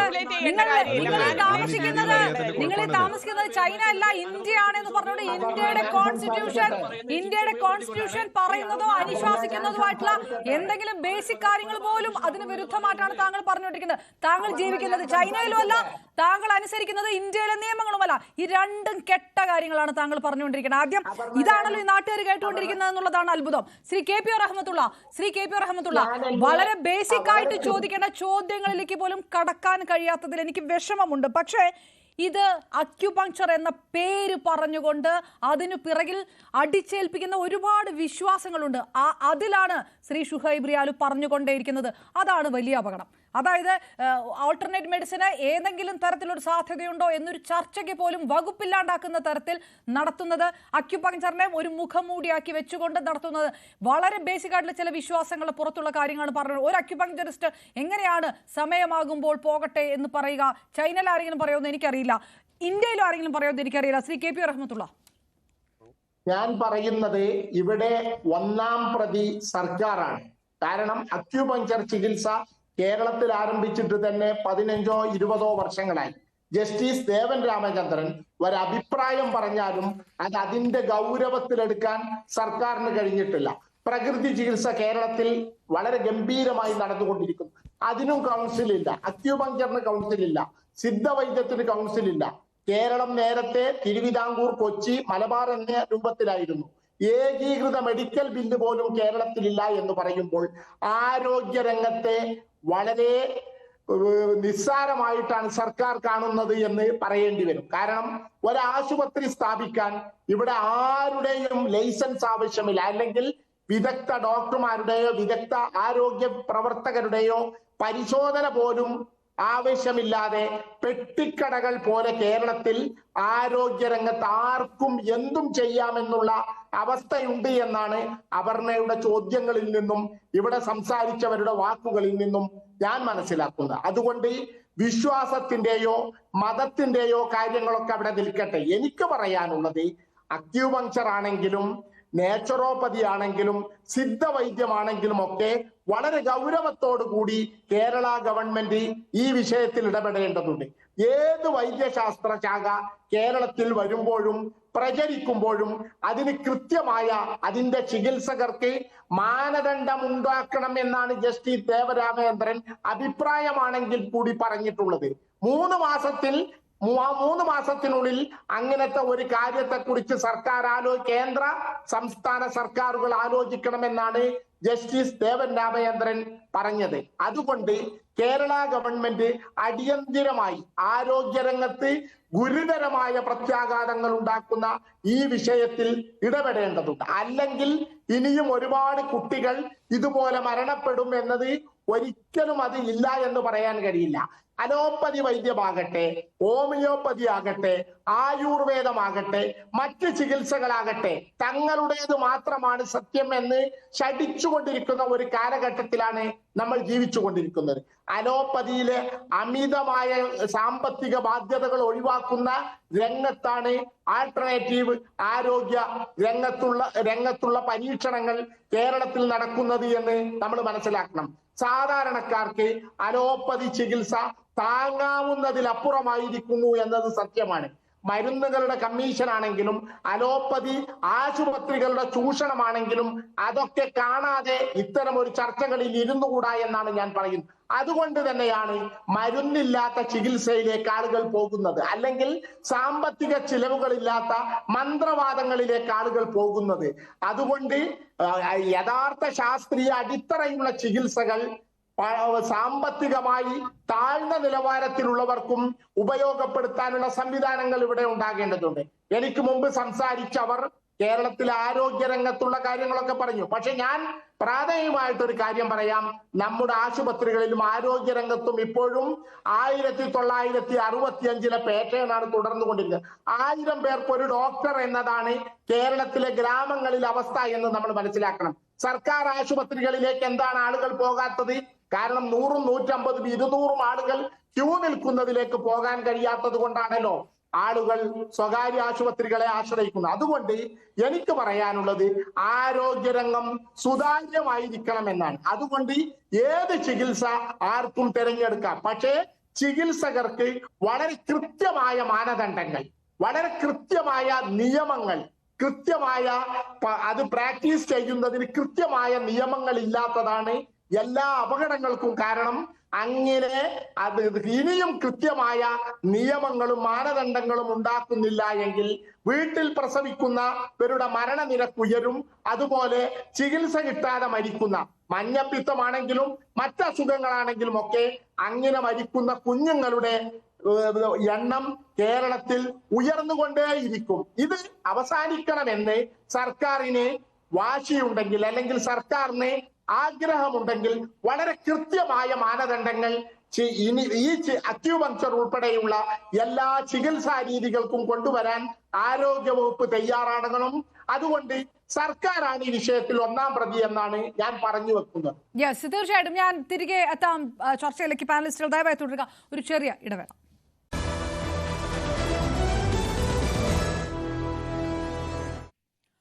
വീണ്ടും ഞാൻ ശ്രീ ഷുഹൈബ് റിയാലുക്ക് വരുന്നതിന് മുമ്പ് ആരിഫ് ഹുസൈൻ, നേരത്തെ അദ്ദേഹത്തിന് സംസാരിക്കാൻ സമയം കിട്ടും. ശ്രീ ആരിഫ് ഹുസൈൻ, ഓൾട്ടർനേറ്റ് മെഡിസിനെ പരിപൂർണമായിട്ട് ഒഴിവാക്കണോ എന്നുള്ളത് ഒരു ചോദ്യം. കൃത്യമായ രീതിയിൽ ഇതിനൊരു മാനദണ്ഡമാണ് വരേണ്ടത് എന്ന് ഹൈക്കോടതി അടക്കം പറഞ്ഞിരിക്കുന്നു. അതാണ് നേരത്തെ ഷുഹൈബ് റിയാലു വളച്ചൊടിച്ചൊക്കെ പറയുന്നത്. അതല്ല അതിന്റെ കോടതി ഉത്തരവെന്ന് നമുക്ക് വ്യക്തമായിട്ട് അറിയാം. നേരത്തെ KP റഹ്മത്തുള്ളത് പറയുകയും ചെയ്തു. ഇതിനകത്ത് കുറ്റവാളികളാകുന്നത് ഇതെല്ലാം അറിഞ്ഞിട്ടും ഇതിന്റെ പിറകെ പോകുന്ന രക്ഷിതാക്കളാണോ, ഒന്നും ചെയ്യാത്ത സർക്കാരാണോ എന്നുള്ളതാണ് ചോദ്യം. എന്തുകൊണ്ട് ഇതിലൊരു കൗൺസിൽ ഉണ്ടാകുന്നില്ല, എന്തുകൊണ്ട് പരിശോധന നടത്തുന്നില്ല എന്ന് ഈ മേഖലയിലുള്ളവർ പോലും പരാതി കൊടുത്തിട്ടും ഉണ്ടായിട്ടില്ല. അപ്പോൾ പിന്നെ നാട്ടുകാർക്ക് കിട്ടുന്നിടത്തോട്ട് പോകേണ്ടി വരും. ഒരു ബോർഡും വെച്ച് ഒരാൾ ഇരുന്ന് കഴിഞ്ഞാൽ ഒരുപക്ഷെ നാട്ടുകാർ പോകും. ഇനി പോകാത്തവരെ വളരെ വലിയ രീതിയിൽ ഇതുപോലത്തെ ഒരുപാട് ഡയലോഗൊക്കെ പറഞ്ഞാലും ചിലപ്പോൾ ആൾക്കാർ പോയെന്നിരിക്കും. ആരുടെയാണ് കുറ്റം? അത് ഇവിടെ തൊട്ട് മുന്നേ സംസാരിച്ച മിനി മോഹൻ സംസാരിച്ച കാര്യം, അതായത് ഓരോ വ്യക്തിയും ഇവിടെ ജനിച്ചു വീഴുന്നത് സ്റ്റേറ്റിൻ്റെ പ്രോപ്പർട്ടിയാണ്, അല്ലെങ്കിൽ സ്റ്റേറ്റിൻ്റെ ആണ് എന്ന് നമ്മൾ പറയുന്നു. അവിടെ നിന്നാണ് ഇത് ബാക്കി നമ്മൾ കാണേണ്ടത്. അതായത് ഇവിടെ ഇപ്പോൾ ഒരു കാര്യം, മരുന്ന് എന്ന് പറയുന്ന ഒരു വിഷയത്തിൽ നമ്മൾ എടുക്കുകയാണ്. അത് ഗുണമുണ്ടോ ഇല്ലയോ എന്ന് തിരിച്ചറിഞ്ഞിട്ട് അത് ഉപയോഗിക്കണം, എന്നാലേ നിങ്ങൾക്ക് ജീവിക്കാൻ കഴിയുള്ളൂ, നിങ്ങൾക്ക് നിങ്ങളുടെ ആരോഗ്യത്തെ കാത്തുരക്ഷിക്കാൻ കഴിയുള്ളൂ. ഇപ്പോൾ വാക്സിൻ്റെ കാര്യമൊക്കെ നമ്മൾ പറയുന്നത് അതെങ്ങനെയാണ്? ഇത് വ്യക്തികൾക്ക് ഇതിനകത്ത് പ്രത്യേകിച്ച് ഒന്നും ചെയ്യാൻ കഴിയില്ല എന്നുള്ളതാണ് ഇതിൻ്റെ കാര്യം. കാരണം അങ്ങനെ ചെയ്യാൻ കഴിയുമായിരുന്നുണ്ടെങ്കിൽ നമ്മളൊന്നും ഇവിടെ വസൂരി വന്ന് മരിക്കില്ലായിരുന്നു. അപ്പോൾ വസൂരി കൊണ്ടൊക്കെ നമ്മൾ മരിച്ചിരുന്ന ഒരു കാലത്ത് നിന്ന് ഇന്ന് നമ്മൾ വസൂരി കൊണ്ട് മരിക്കാത്തൊരു കാലത്തേക്ക് വന്നിട്ടുണ്ടെങ്കിൽ അത് വാക്സിനേഷൻ വഴിയാണ് നമുക്കത് കിട്ടുന്നത്. അതെങ്ങനെയാണ് നമുക്ക് കിട്ടുന്നത്? അതിൻ്റേതായിട്ടുള്ള ശാസ്ത്രീയമായിട്ടുള്ള പഠനങ്ങൾ നടത്തി ഇത് അതിനുള്ളൊരു പോംവഴിയാണ് എന്ന് കണ്ടെത്തിയ ആളുകൾ ഇത് ലോകത്ത് പ്രചരിപ്പിക്കുമ്പോൾ അത് ജനങ്ങളിലേക്ക് എത്തിക്കുക എന്നുള്ളത്, ഈ ജനങ്ങൾ ആരുടെ കീഴിലാണോ വരുന്നത് അത് ഗവൺമെൻറ് കീഴിലാവുമ്പോൾ ഗവൺമെൻറ്റിൻ്റെ ഒരു ബാധ്യതയായിട്ട് മാറുകയാണ് ഇത് അവരിലേക്ക് എത്തിക്കണം എന്നുള്ളത്. അങ്ങനെയാണ് ഈ സംഗതി ഇവരിലേക്ക് എത്തിക്കുന്നത്. അത് ഭക്ഷണത്തിൻ്റെ കാര്യം, ഇപ്പോൾ ഒരു കുട്ടി ജനിച്ചു വീഴുമ്പോൾ ആ കുട്ടിയുടെ ആ ജനന സമയത്തുള്ള അബ്ഗാർ സ്കോർ എടുക്കുന്നത് മുതൽ അവിടെ നിന്ന് അങ്ങോട്ട് പല കാര്യങ്ങളും നമ്മൾ നോക്കിയിട്ട് ആ കുട്ടിയുടെ ഓരോ ഇൻഡെക്സും നമ്മൾ മാർക്ക് ചെയ്ത് പോകുന്നത് എന്തിനു വേണ്ടിയിട്ടാണ്? ഇത് നമ്മളുടെ പദ്ധതികൾ ആസൂത്രണം ചെയ്യാൻ വേണ്ടിയിട്ടും കൂടിയാണ്. ഈ പറയുന്ന അംഗൻവാടികളായാലും മറ്റു പല മേഖലകളിൽ ഇത് ചെയ്തുകൊണ്ടിരിക്കുന്നതിന് വേണ്ടിയിട്ടാണ്. അപ്പോൾ അങ്ങനെ ഒരു വഴി ഇവിടെ തുറന്നു വെച്ചിട്ടുണ്ട്. അപ്പോൾ ഇതിൽ ഏതെങ്കിലും ഫാമിലിക്ക് അങ്ങനെ ചെയ്യാൻ കഴിയുന്നില്ല എന്നുണ്ടെങ്കിൽ അതിനുള്ള സപ്പോർട്ട് ഗവൺമെൻറ് കൊടുക്കും. ഇപ്പോൾ ഗവൺമെൻറ് ഹോസ്പിറ്റൽസിൽ സൗജന്യമായിട്ട് തന്നെ അമ്മയും കുഞ്ഞും പദ്ധതികളിലൂടെയൊക്കെ അവിടെ പ്രസവം അടക്കമുള്ള കാര്യങ്ങൾക്ക് അവിടെ വഴിയുണ്ടായിരിക്കുകയാണ്. അത് അത്തരം ആളുകൾക്ക് അതുള്ളൊരു സൗകര്യമായിട്ട് വെക്കുകയും കൂടുതൽ അങ്ങനെയുള്ള സൗകര്യങ്ങൾ അവർക്ക് ഉപകാരപ്പെടുന്ന രീതിയിലേക്ക് അത് വിപുലപ്പെടുത്തണമെന്ന് നമ്മൾ പറയുകയും, എന്നാൽ സ്വന്തം നിലയിൽ അത് ചെയ്യാൻ കഴിയുന്ന ആളുകൾക്ക് അതിനുള്ള സൗകര്യം മറ്റൊരു വഴിക്ക് പ്രൈവറ്റ് മേഖലയിൽ അത് നടത്തുകയും ചെയ്യുന്നു. ഇങ്ങനെയാണ് ഇത് ഹാൻഡ് ഇൻ ഹാൻഡ് ഇത് ജനത്തിൻ്റെ മൊത്തത്തിലുള്ള ഒരു ഗുണമായിട്ട് ഇത് മാറുന്നത്.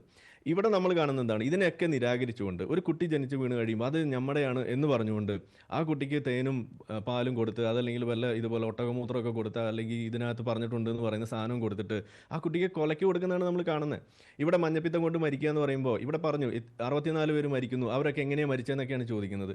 അതെന്താ ചോദ്യം വരുന്നതെന്ന് പറഞ്ഞു കഴിഞ്ഞാൽ ഈ സംഗതിയെ കാണേണ്ടതിൻ്റെ ഒരു അടിസ്ഥാന ജ്ഞാനമില്ലാത്തതിൻ്റെ കുഴപ്പമാണ്. ഓക്കെ, ഇവിടെ നമ്മൾ കാണുന്നത് എങ്ങനെയാണ്? ഇപ്പോൾ ഈ പറയുന്ന ഹെപ്പറ്റൈറ്റിസ് തന്നെ നമ്മൾ എടുക്കുക. ഇത് നമ്മൾ ഒരു മെഡിക്കൽ ഒരു സെറ്റിങ്ങിൽ വരുമ്പോൾ അതിൻ്റെ ഒരു സിവിയറിറ്റി സ്കോർ നമ്മൾ നോക്കും. ഇത് ഈ ആൾ ജീവിക്കാനുള്ള സാധ്യത, ഈ ആൾ മരിക്കാനുള്ള സാധ്യത, ഇതൊക്കെ നോക്കിയിട്ടാണ് നമ്മൾ എത്ര സ്കോറുകളുണ്ട് ഇവിടെ. ഇപ്പോൾ ഇതിനെക്കുറിച്ച് പറയുകയാണെന്നുണ്ടെങ്കിൽ ക്ലിഫ് സ്കോർ നമ്മൾ പറയും. ഇപ്പോൾ പലതരം ലിവർ ഡിസീസസിനെ കുറിച്ച് മാത്രം നമ്മൾ പറയുകയാണെന്നുണ്ടെങ്കിൽ അവിടെ നമ്മൾ CTP സ്കോർ എന്ന് പറയുന്നു. അതുപോലെ അങ്ങനെ പല പല സ്കോറുകൾ നോക്കിയിട്ടാണ് ഈ ആൾ ജീവിക്കാനുള്ള സാധ്യത, ഈ ആൾ മരിക്കാനുള്ള സാധ്യത. ഇത് നമ്മൾ അസസ് ചെയ്തിട്ട് ഒരു സംശയം ഞാൻ ചോദിക്കുന്നത്, നമ്മൾ ഈ ഓൾട്ടർനേറ്റീവ് മെഡിസിനെ പരിപൂർണമായിട്ട് നിരാകരിക്കുന്ന ഒരു നിലപാടെടുക്കുമ്പോൾ ഷുഹൈബ് റിയാലിനെ പോലുള്ളവർ ഉയർത്തുന്ന പല വാദങ്ങളുണ്ട്. ഇന്ത്യയിൽ പക്ഷേ ഒരു കോംപ്രഹെൻസീവ് ചികിത്സാ രീതി പലരും സ്വീകരിക്കുന്നുണ്ട്, കേരളത്തിൽ പോലും. കാരണം സുഖചികിത്സയ്ക്കൊക്കെ ആയുർവേദം സ്വീകരിക്കുന്ന ഒരു സ്ഥലമൊക്കെയാണ്. അങ്ങനെ ഏതൊക്കെ ചികിത്സയ്ക്ക് എന്തെല്ലാം എടുക്കാം? ഈ മറ്റ് മേഖലകളിലാണെങ്കിൽ അതിൽ കൃത്യമായിട്ട് പാണ്ഡിത്യമുണ്ടോ, അതിൽ രജിസ്ട്രേഷൻ ഉണ്ടോ, അതിൽ ക്വാളിഫിക്കേഷൻ ഉണ്ടോ, ലൈസൻസ് ഉണ്ടോ എന്ന തരത്തിലേക്ക് കൊണ്ടുവരലല്ലേ കുറച്ചുകൂടെ പ്രാക്ടിക്കൽ ആയിട്ടുള്ള ഒരു വഴി. അതല്ലാതെ സർക്കാരിനും ഒറ്റയടിക്ക് അലോപ്പതി മാത്രം മതി എന്നുള്ളൊരു തീരുമാനമെടുക്കാൻ സ്വാഭാവികമായിട്ടും ആ ഒരു നിയമപരമായിട്ട് അത് ബുദ്ധിമുട്ടുള്ള കാര്യമല്ലേ? അല്ല, സർക്കാർ അലോപ്പതി എന്ന് പറയുന്നത് തന്നെ തെറ്റാണ്. ഇതിന് ആധുനിക വൈദ്യം എന്ന് നമ്മൾ പറയില്ല, എവിഡൻസ് ബേസ്ഡ് മെഡിസിൻ എന്നാണ് നമ്മളിപ്പോൾ അതിനെ പറയില്ല. അത് തന്നെയാണ് അതിൻ്റെ ഡെഫിനിഷൻ എന്ന് പറയുന്നത്. അതായത് നമ്മൾ മനുഷ്യനുണ്ടായ നാൾ മുതൽ നമ്മൾ ഈ കാട്ടിൽ കാണുന്ന സാധനങ്ങളൊക്കെ പിഴിഞ്ഞ് കഴിച്ചും അതുപോലെ അത് വാറ്റി കുടിച്ചൊക്കെ തന്നെയാണ് നമ്മൾ പലതും മരുന്നാണ് എന്ന് ധരിച്ച് മുന്നോട്ട് വന്നിരുന്നത്. പക്ഷെ ഒരു ഘട്ടം കഴിഞ്ഞപ്പോൾ ഇത് എവിഡൻസ് ബേസ്ഡ് ആയി മാറുന്നു. എന്ന് വെച്ചാൽ ഇതിനകത്ത് ടെസ്റ്റിങ്ങുകൾ നടത്തി, ഡബിൾ ബ്ലൈൻഡ് ട്രയൽസ് ഒക്കെ നടത്തിയിട്ട് ഇത് ശരിക്കും ഇതുകൊണ്ട് തന്നെയാണ് അസുഖം മാറുന്നത് എന്നുള്ള ഗോൾഡ് സ്റ്റാൻഡേർഡ്സ് വരെ വെച്ചുകൊണ്ട് ഒരു 1980-കൾക്ക് ശേഷമാണ് അത്തരം ഒരു രീതി പോലും നമ്മുടെ ലോകത്ത് തന്നെ വരുന്നത്. അങ്ങനെ വന്നതിന് ശേഷമാണ് ഈ മരുന്നുകൾ ശാസ്ത്രീയമായിരിക്കണം, അതിന് എവിഡൻസ് ഉണ്ടായിരിക്കണം എന്നൊക്കെ പറഞ്ഞിട്ട് വരുന്നത്. അപ്പോൾ ആ ഒരു പ്രോസസ്സിൽ എന്താണ് പുറന്തള്ളിപ്പെട്ടു പോകുന്നത്? അത് എവിഡൻസ് ഇല്ലാത്തത്, ഫലിക്കാത്തത് എന്ന് നമുക്ക് തിരിച്ചറിയുന്ന കാര്യങ്ങൾ അത് മാറ്റിവെക്കുകയാണ് ചെയ്യുന്നത്. അങ്ങനെ മാറ്റിവെച്ച സാധനങ്ങളെ നമ്മൾ എന്തെന്ന് വിളിക്കും? അത് ഇന്ന് നമ്മൾ ആ സംഗതിയെ പ്രോട്ടോ സയൻസ് അല്ലെങ്കിൽ പണ്ടുണ്ടായിരുന്ന സാധനം എന്നൊക്കെ നമുക്ക് വിളിക്കാം, മുത്തശ്ശി മരുന്നെന്നോ അമ്മൂമ്മ മരുന്നെന്നൊക്കെ നമുക്ക് വേണമെങ്കിൽ വിളിക്കാം. പക്ഷേ ഒരു എവിഡൻസ് ബേസ് ആയി കഴിഞ്ഞാൽ ഈ പറയുന്ന പണ്ടുണ്ടായിരുന്ന സാധനത്തിൽ നിന്നൊക്കെ തന്നെയാണ് പലതും നമ്മൾ ഇന്ന് ആധുനിക വൈദ്യത്തിൻ്റെ തെളിവുകളോട് കൂടി അത് അപ്ലൈ ചെയ്യുന്നത്. ആ അപ്ലൈ ചെയ്യുന്ന സമയത്ത് അതിൻ്റെ സൈഡ് എഫക്ട്സ് കുറയ്ക്കുന്നു, അതിൻ്റെ എഫിക്കസി കൂട്ടുന്നു, ബെറ്റർ മോളിക്യൂൾസ് നമ്മൾ കണ്ടെത്താൻ വേണ്ടി ശ്രമിക്കുന്നു, അതൊരു ബേസ് ആയിട്ട് എടുത്തുകൊണ്ട് അതിൻ്റെ മുകളിലേക്ക് മറ്റ് പുതിയ മോളിക്യൂൾസ് കണ്ടെത്തുന്നു. അങ്ങനെയൊക്കെ ഞാനത് എക്സ്പ്ലെയിൻ ചെയ്യാൻ പോയ കുറേ ഉണ്ടാവും, അതുകൊണ്ട് ഞാൻ പറയുന്നില്ല. അങ്ങനെ പല രീതിയിൽ അതിനെ ബ്രാഞ്ച് മനസ്സിലായി. പക്ഷേ ഒറ്റയടിക്ക് ഓൾട്ടർനേറ്റീവ് മെഡിസിനുകളെ പരിപൂർണമായിട്ടും നിരോധിക്കണം എന്നുള്ളൊരു നിലപാട് അത് നടക്കുമോ എന്നുള്ളത്, അത് പ്രാക്ടിക്കൽ ആണോ? അത് മറ്റു ലോകരാജ്യങ്ങളിൽ അത് നടപ്പാകുന്ന കാര്യമല്ല, അങ്ങനെ നടപ്പാക്കിയിട്ടുള്ള രാജ്യങ്ങളില്ല. കാര്യമാണോ എന്ന് ചോദിച്ചാൽ ആണ്. അതിന്റെ വക്താവാണ് ഞാൻ എന്ന് വേണമെങ്കിൽ പറയാം. കാരണം ഇടപെടരുത്. ഇത് മെഡിസിനിൽ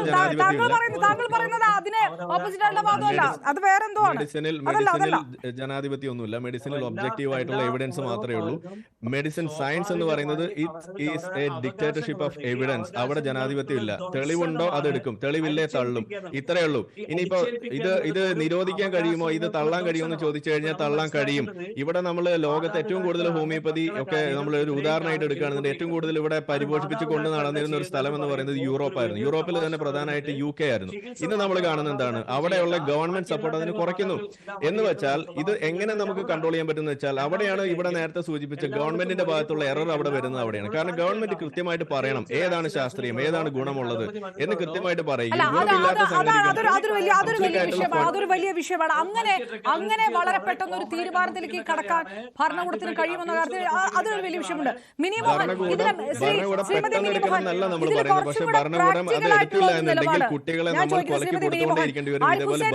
നിലപാട് പക്ഷേ അതൊരു നിയമപരമായിട്ട് എങ്ങനെ നടപ്പിലാകും, അത് ഏത് തരത്തിലാണ്, അതെങ്ങനെ ആൾക്കാരെ കൺവിൻസ് ചെയ്യും എന്നുള്ളത് ഒരു ചെറിയ വിഷയമുണ്ട്. അങ്ങനെ ഒരു വിഷയം വരുമ്പോൾ അതിലുണ്ടാകുന്ന ഒരു ലൂപ്പ് ഹോളിലാണ് ഇങ്ങനെ സമയമാകുമ്പോൾ പോകട്ടെ എന്ന് പറഞ്ഞുള്ള വാദം കൊണ്ടുവരാൻ കഴിയുക.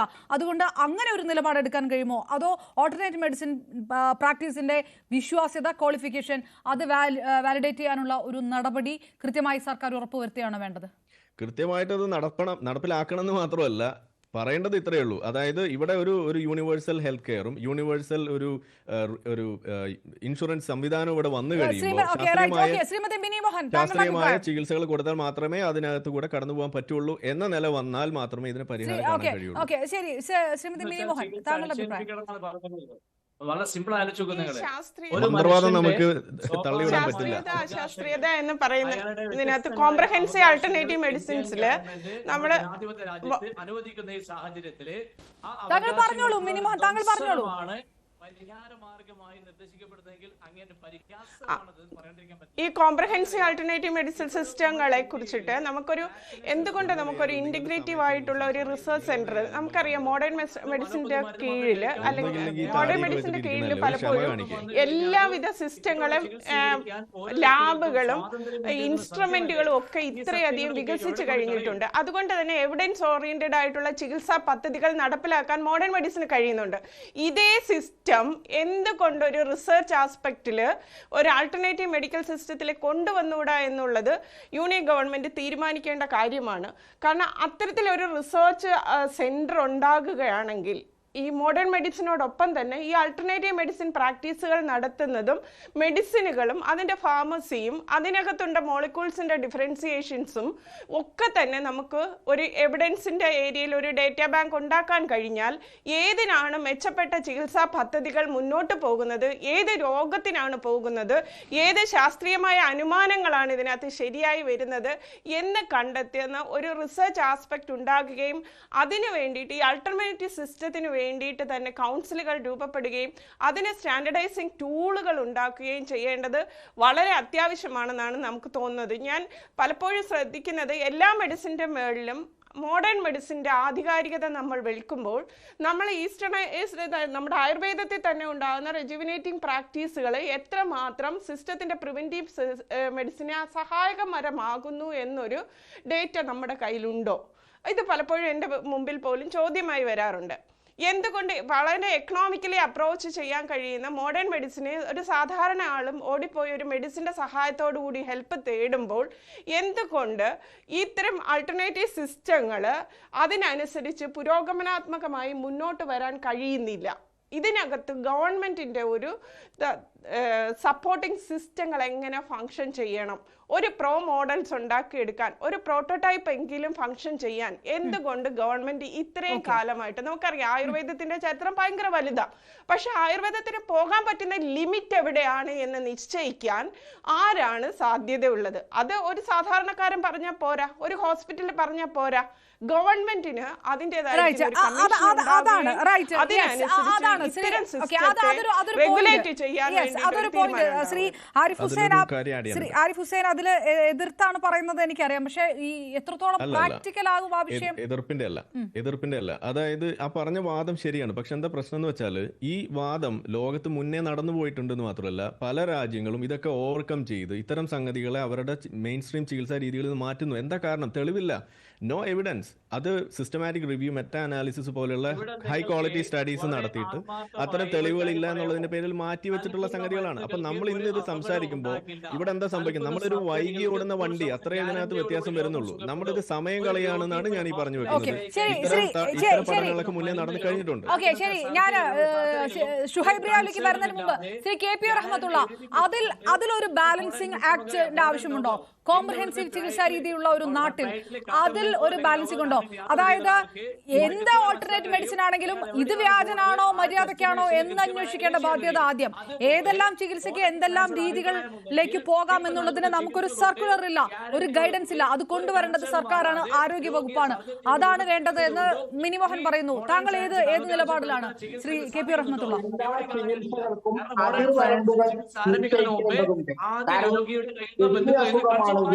ഹൃദയാഘാതമാണെങ്കിലും ആധുനിക വൈദ്യമല്ലാതെ മറ്റൊന്നും അതിൽ ചികിത്സയല്ല എന്ന് നമുക്കറിയാം. അതിന്റെ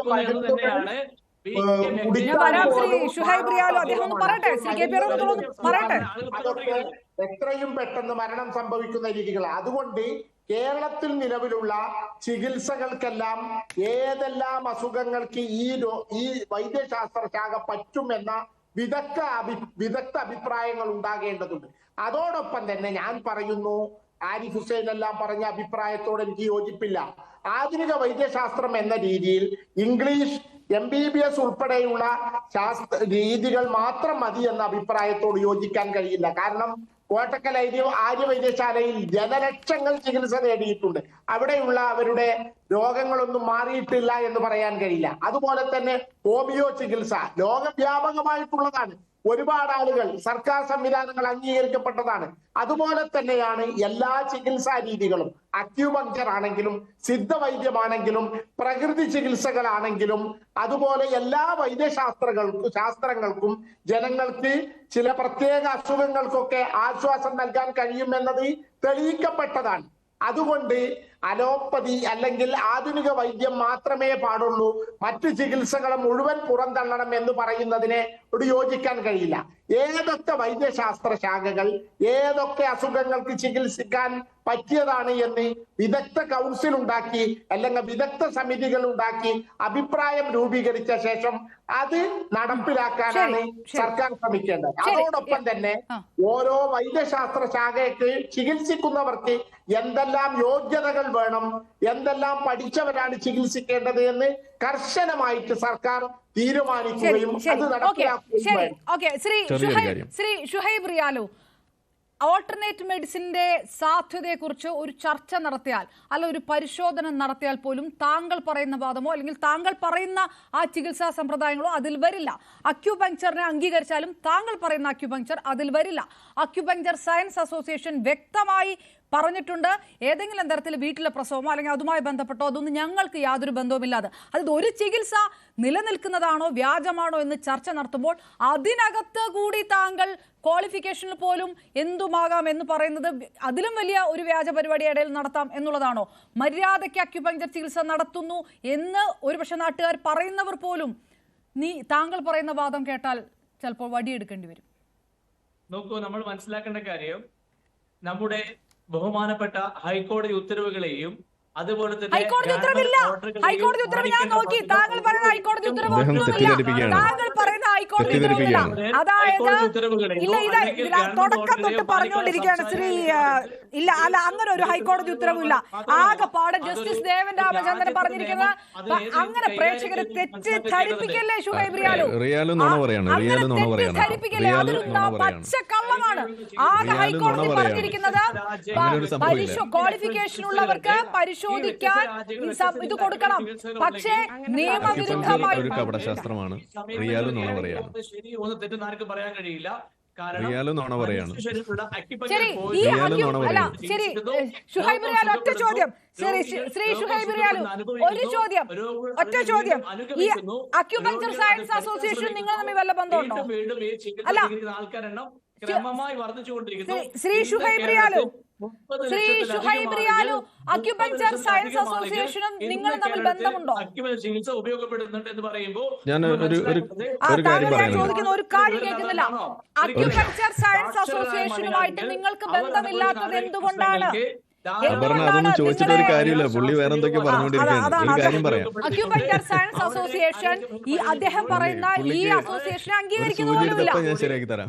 ഒരു സൂചി എടുത്തപ്പോ ഞാൻ ശരിയാക്കി തരാം. അത്ര വലിയൊരു വിഭാഗം എന്ന് വളരെ സാവധാനമായി ഒരു സൂചി എടുത്ത് തന്നാ ഇപ്പൊ ഞാൻ ശരിയാക്കി തരാം. അല്ല, എനിക്ക് തോന്നുന്നു അദ്ദേഹം ഒരു ചികിത്സയ്ക്ക് അപ്പുറത്തേക്ക് കുറച്ചുകൂടെ പ്രഭാഷണം കൊണ്ട് ചികിത്സിക്കുന്ന ഒരു തരത്തിലാണ്. അത് അക്യുപങ്ചർ അല്ല ശ്രീ ഷുഹൈബ് റിയാലു. താങ്കൾ ഞാനൊരു കാര്യം പറയാം. ഇവിടെ അക്യുപങ്ചർ ഫലിക്കുന്നു എന്ന് തോന്നുന്നത് എന്തുകൊണ്ടാന്ന് പറഞ്ഞു കഴിഞ്ഞാൽ ഇദ്ദേഹത്തിന്റെ നാക്കുള്ളതുകൊണ്ടാണ്. ഈ നാക്ക് വെച്ചിട്ട് ആളുകളെ പറഞ്ഞു പറ്റിക്കുക ചെയ്യുന്നത്. അല്ലാതെ ഇവിടെ ഒരു സൂചിയും വർക്ക് ചെയ്യുന്നില്ല, ഒന്നാമത്തെ കാര്യം. പിന്നെ ഇവിടെ പറഞ്ഞു ഈ തൊട്ട് മുന്നേ റഹ്മത്തുള്ള ഇവിടെ സൂചിപ്പിക്കണ്ടായി ഹോമിയോപ്പതി ഇത്രയും ആളുകൾ എടുക്കുന്നില്ല എന്നൊക്കെ. പക്ഷെ ഞാൻ പറയുന്നത് ഇവിടെ ആളുകൾ എടുക്കുന്നു എന്നുള്ളതിനേക്കാൾ ഉപരി ഇവിടെ ഇപ്പോ പല രാജ്യങ്ങളും പഠനങ്ങൾ നടത്തിയിട്ട് ഇതിനകത്ത് തെളിവുകൾ ഇല്ല എന്ന് പറഞ്ഞതിന്റെ അടിസ്ഥാനത്തിൽ തള്ളിക്കളഞ്ഞിട്ടുണ്ട്. അവരുടെ സ്റ്റേറ്റ് പോളിസിന്ന് അത് മാറ്റിക്കളഞ്ഞിട്ടുണ്ട്. അതിനെക്കുറിച്ച് നമ്മൾ അറിയണ്ടേ? NHMRC എന്ന് പറയുന്ന ഒരു പഠനം 2015 നമ്മളുടെ ഓസ്ട്രേലിയയിൽ നടത്തിയതാണ്. അതേപോലെ UK നടത്തിയിരിക്കുന്നു. അങ്ങനെ പല രാജ്യങ്ങളിലും സ്റ്റേറ്റ് പോളിസിയുടെ ഭാഗമായിട്ടുണ്ടായിരുന്ന സാധനം അവരന്വേഷിച്ചിട്ട് NHMRC ആണ് അതിൽ ഏറ്റവും ഒടുവിൽ വന്നത് 2016-17. അതിന്റെ അടിസ്ഥാനത്തിൽ അവരുടെ ആ സ്റ്റേറ്റ് ഫണ്ടിങ് നിർത്തുകയാണ് ചെയ്യുന്നത്. ഇത് നമ്മൾ സംസാരിക്കുന്നത് 10 വർഷം പിന്നെ ഇരുന്നിട്ട് ഈ സ്റ്റഡീസ് നടത്തുന്നതിനെ കുറിച്ച് പറയുമ്പോൾ നമ്മൾ വൈകി ഓടുന്ന വണ്ടിയാണ്. ഈ പറയുന്ന അക്യുപങ്ചർ ആയാലും ഹോമിയോ ആയാലും ആയുർവേദം ഇതെല്ലാം തെളിവുകളില്ലാതെ നിൽക്കുന്നത്. പിന്നെ സുഖചികിത്സ എന്ന് പറയുന്നത് വേറെ തന്നെ ഒരു വിഷയമാണ്. അത് നമ്മളുടെ അസുഖത്തിന്റെ കാര്യത്തിൽ വരുന്നില്ല. കാരണം മെഡിസിനിൽ ഒരു പോളിസി ഉണ്ട്, ഡു നോ ഹാം എന്ന് പറയുന്നത്. First do no harm. ഒരു പരിക്ക് നമ്മൾ കൊടുക്കാൻ പാടില്ല എന്നുള്ളതാണ് ആദ്യത്തെ പോളിസി. അതുപോലും പാലിക്കാതെയാണ് ഇവിടുത്തെ ഈ അക്യുപങ്ചർ എന്ന് പറഞ്ഞിട്ടുള്ള ഈ തട്ടിപ്പ് ഇവിടെ നടന്നുകൊണ്ടിരിക്കുന്നത്. അതിനെ നമ്മൾ അനുവദിക്കാൻ പാടില്ല. അപ്പൊ അതിൽ പ്രധാനമായിട്ടും ഇവിടുത്തെ സ്റ്റേറ്റിന് തന്നെ ഇടപെടേണ്ടതുണ്ട്. അക്യുപങ്ചർ ചികിത്സ കൊണ്ട് മരണം ഉണ്ടാകുന്നത് ആദ്യത്തെ തവണയല്ല. ഈ മരണം ഉണ്ടാകുമ്പോൾ നടത്തിയത് അക്യുപങ്ചർ ചികിത്സയാണ് എന്നത് തിരുവനന്തപുരത്ത് അമ്മയും കുഞ്ഞും മരിച്ച സമയത്ത് ഉണ്ടായ വലിയ വിഷയമൊക്കെ കോടതിയിലെത്തിയതാണ്. അതിനുശേഷമാണ് മലപ്പുറത്ത് വീട്ടിൽ പ്രസവവുമായി ബന്ധപ്പെട്ട അക്യുപങ്ചറിനെ റിലേറ്റ് ചെയ്തുകൊണ്ട് പറയുന്നത്. ഇപ്പോൾ ഈ കുട്ടി മരിച്ചപ്പോഴും വരുന്ന റിപ്പോർട്ട് ആ തരത്തിലാണ്. ഇതിൽ അശാസ്ത്രീയമായിട്ടുള്ള ചികിത്സാ സംവിധാനം ഏത് തരത്തിലാണ് പരിശോധിക്കപ്പെടേണ്ടത്, സർക്കാർ അടക്കം പരിശോധിക്കപ്പെടേണ്ടത് എന്നുള്ള ചോദ്യമൊക്കെ നിൽക്കുന്നു. ഞാനേതായാലും നമ്മൾ പ്രേക്ഷകരോട് ചോദിച്ചു, നമ്മളൊരു പോളിലേക്ക് പോയിരുന്നു. ആളക്കൊല്ലി ചികിത്സകൾ അടപടലം പൂട്ടേണ്ട മലപ്പുറം വിഷയത്തിന്റെ പശ്ചാത്തലം ആർക്കും ഒരു സംശയമില്ല. 95% പ്രേക്ഷകരും അങ്ങനെ തന്നെയാണ് പറയുന്നത്. രണ്ട് വിഷയമാണ് പറഞ്ഞു നിർത്തുന്നതിന് മുമ്പ്. അക്യുപങ്ചർ സംബന്ധിച്ച് ഹൈക്കോടതി ഏതെങ്കിലും തരത്തിലുള്ള ഒരു ഉത്തരവുണ്ടാക്കിയിട്ടില്ല. അത് ഷുഹൈബ് റിയാലു പറഞ്ഞതുപോലെയല്ല. ജസ്റ്റിസ് ദേവൻ രാമചന്ദ്രൻ പറഞ്ഞിരിക്കുന്നത് അങ്ങനെ നിരന്തരം പരിശോധന നടത്തുന്നത് ഞങ്ങളുടെ വിശ്വാസ്യത തകർക്കുമെന്നുള്ള അവരുടെ നിവേദനത്തെ പരിഗണിക്കണം. പക്ഷേ ഏതെങ്കിലും തരത്തിൽ ക്വാളിഫിക്കേഷൻ ഇല്ലാത്ത അല്ലെങ്കിൽ നിയമവിരുദ്ധമായ പ്രവർത്തനം നടക്കുന്നത് കണ്ടാൽ ഇടപെടണം എന്ന് പോലീസിനോട് പറഞ്ഞു. ഏതെങ്കിലും തരത്തിലുള്ള ഉത്തരവ് അവിടെയില്ല. 2, അക്യുപങ്ചർ നടത്തുന്നത് കൃത്യമായ ക്വാളിഫിക്കേഷൻ ക്ലാരിഫിക്കേഷനാണ് ഷുഹൈബ് റിയാലു പറയുമ്പോൾ ഇന്ത്യൻ അക്യുപഞ്ചർ സയൻസ് അസോസിയേഷൻ വീട്ടിൽ നടക്കുന്ന പ്രസവം മുതലായ അക്യുപഞ്ചർ സംവിധാനങ്ങൾക്ക് യാതൊരു തരത്തിലുള്ള അംഗീകാരവും നൽകുന്നുമില്ല. ശരിക്കുള്ള അക്യുപഞ്ചർ എന്താണ്? ഈ പ്രഭാഷണ കലയാണോ അതല്ലാത്തതാണോ എന്നുള്ളത് മറ്റൊരു ചോദ്യമാണ്. അങ്ങനെ ഒരുപാട് ചോദ്യങ്ങൾ ബാക്കി വെച്ചുകൊണ്ടുകൂടിയാണ് ഈ വിഷയം ഇനി ജനങ്ങൾ ചർച്ച ചെയ്യട്ടെ. വളരെയധികം നന്ദി ഷുഹൈബ് റിയാലു, ആരിഫ് ഹുസൈൻ, മിനി മോഹനൊപ്പം ശ്രീ KP റഹ്മത്തുള്ള സ്പെഷ്യൽ ഡിബേറ്റിനൊപ്പം ചേർന്നത്. നമസ്കാരം.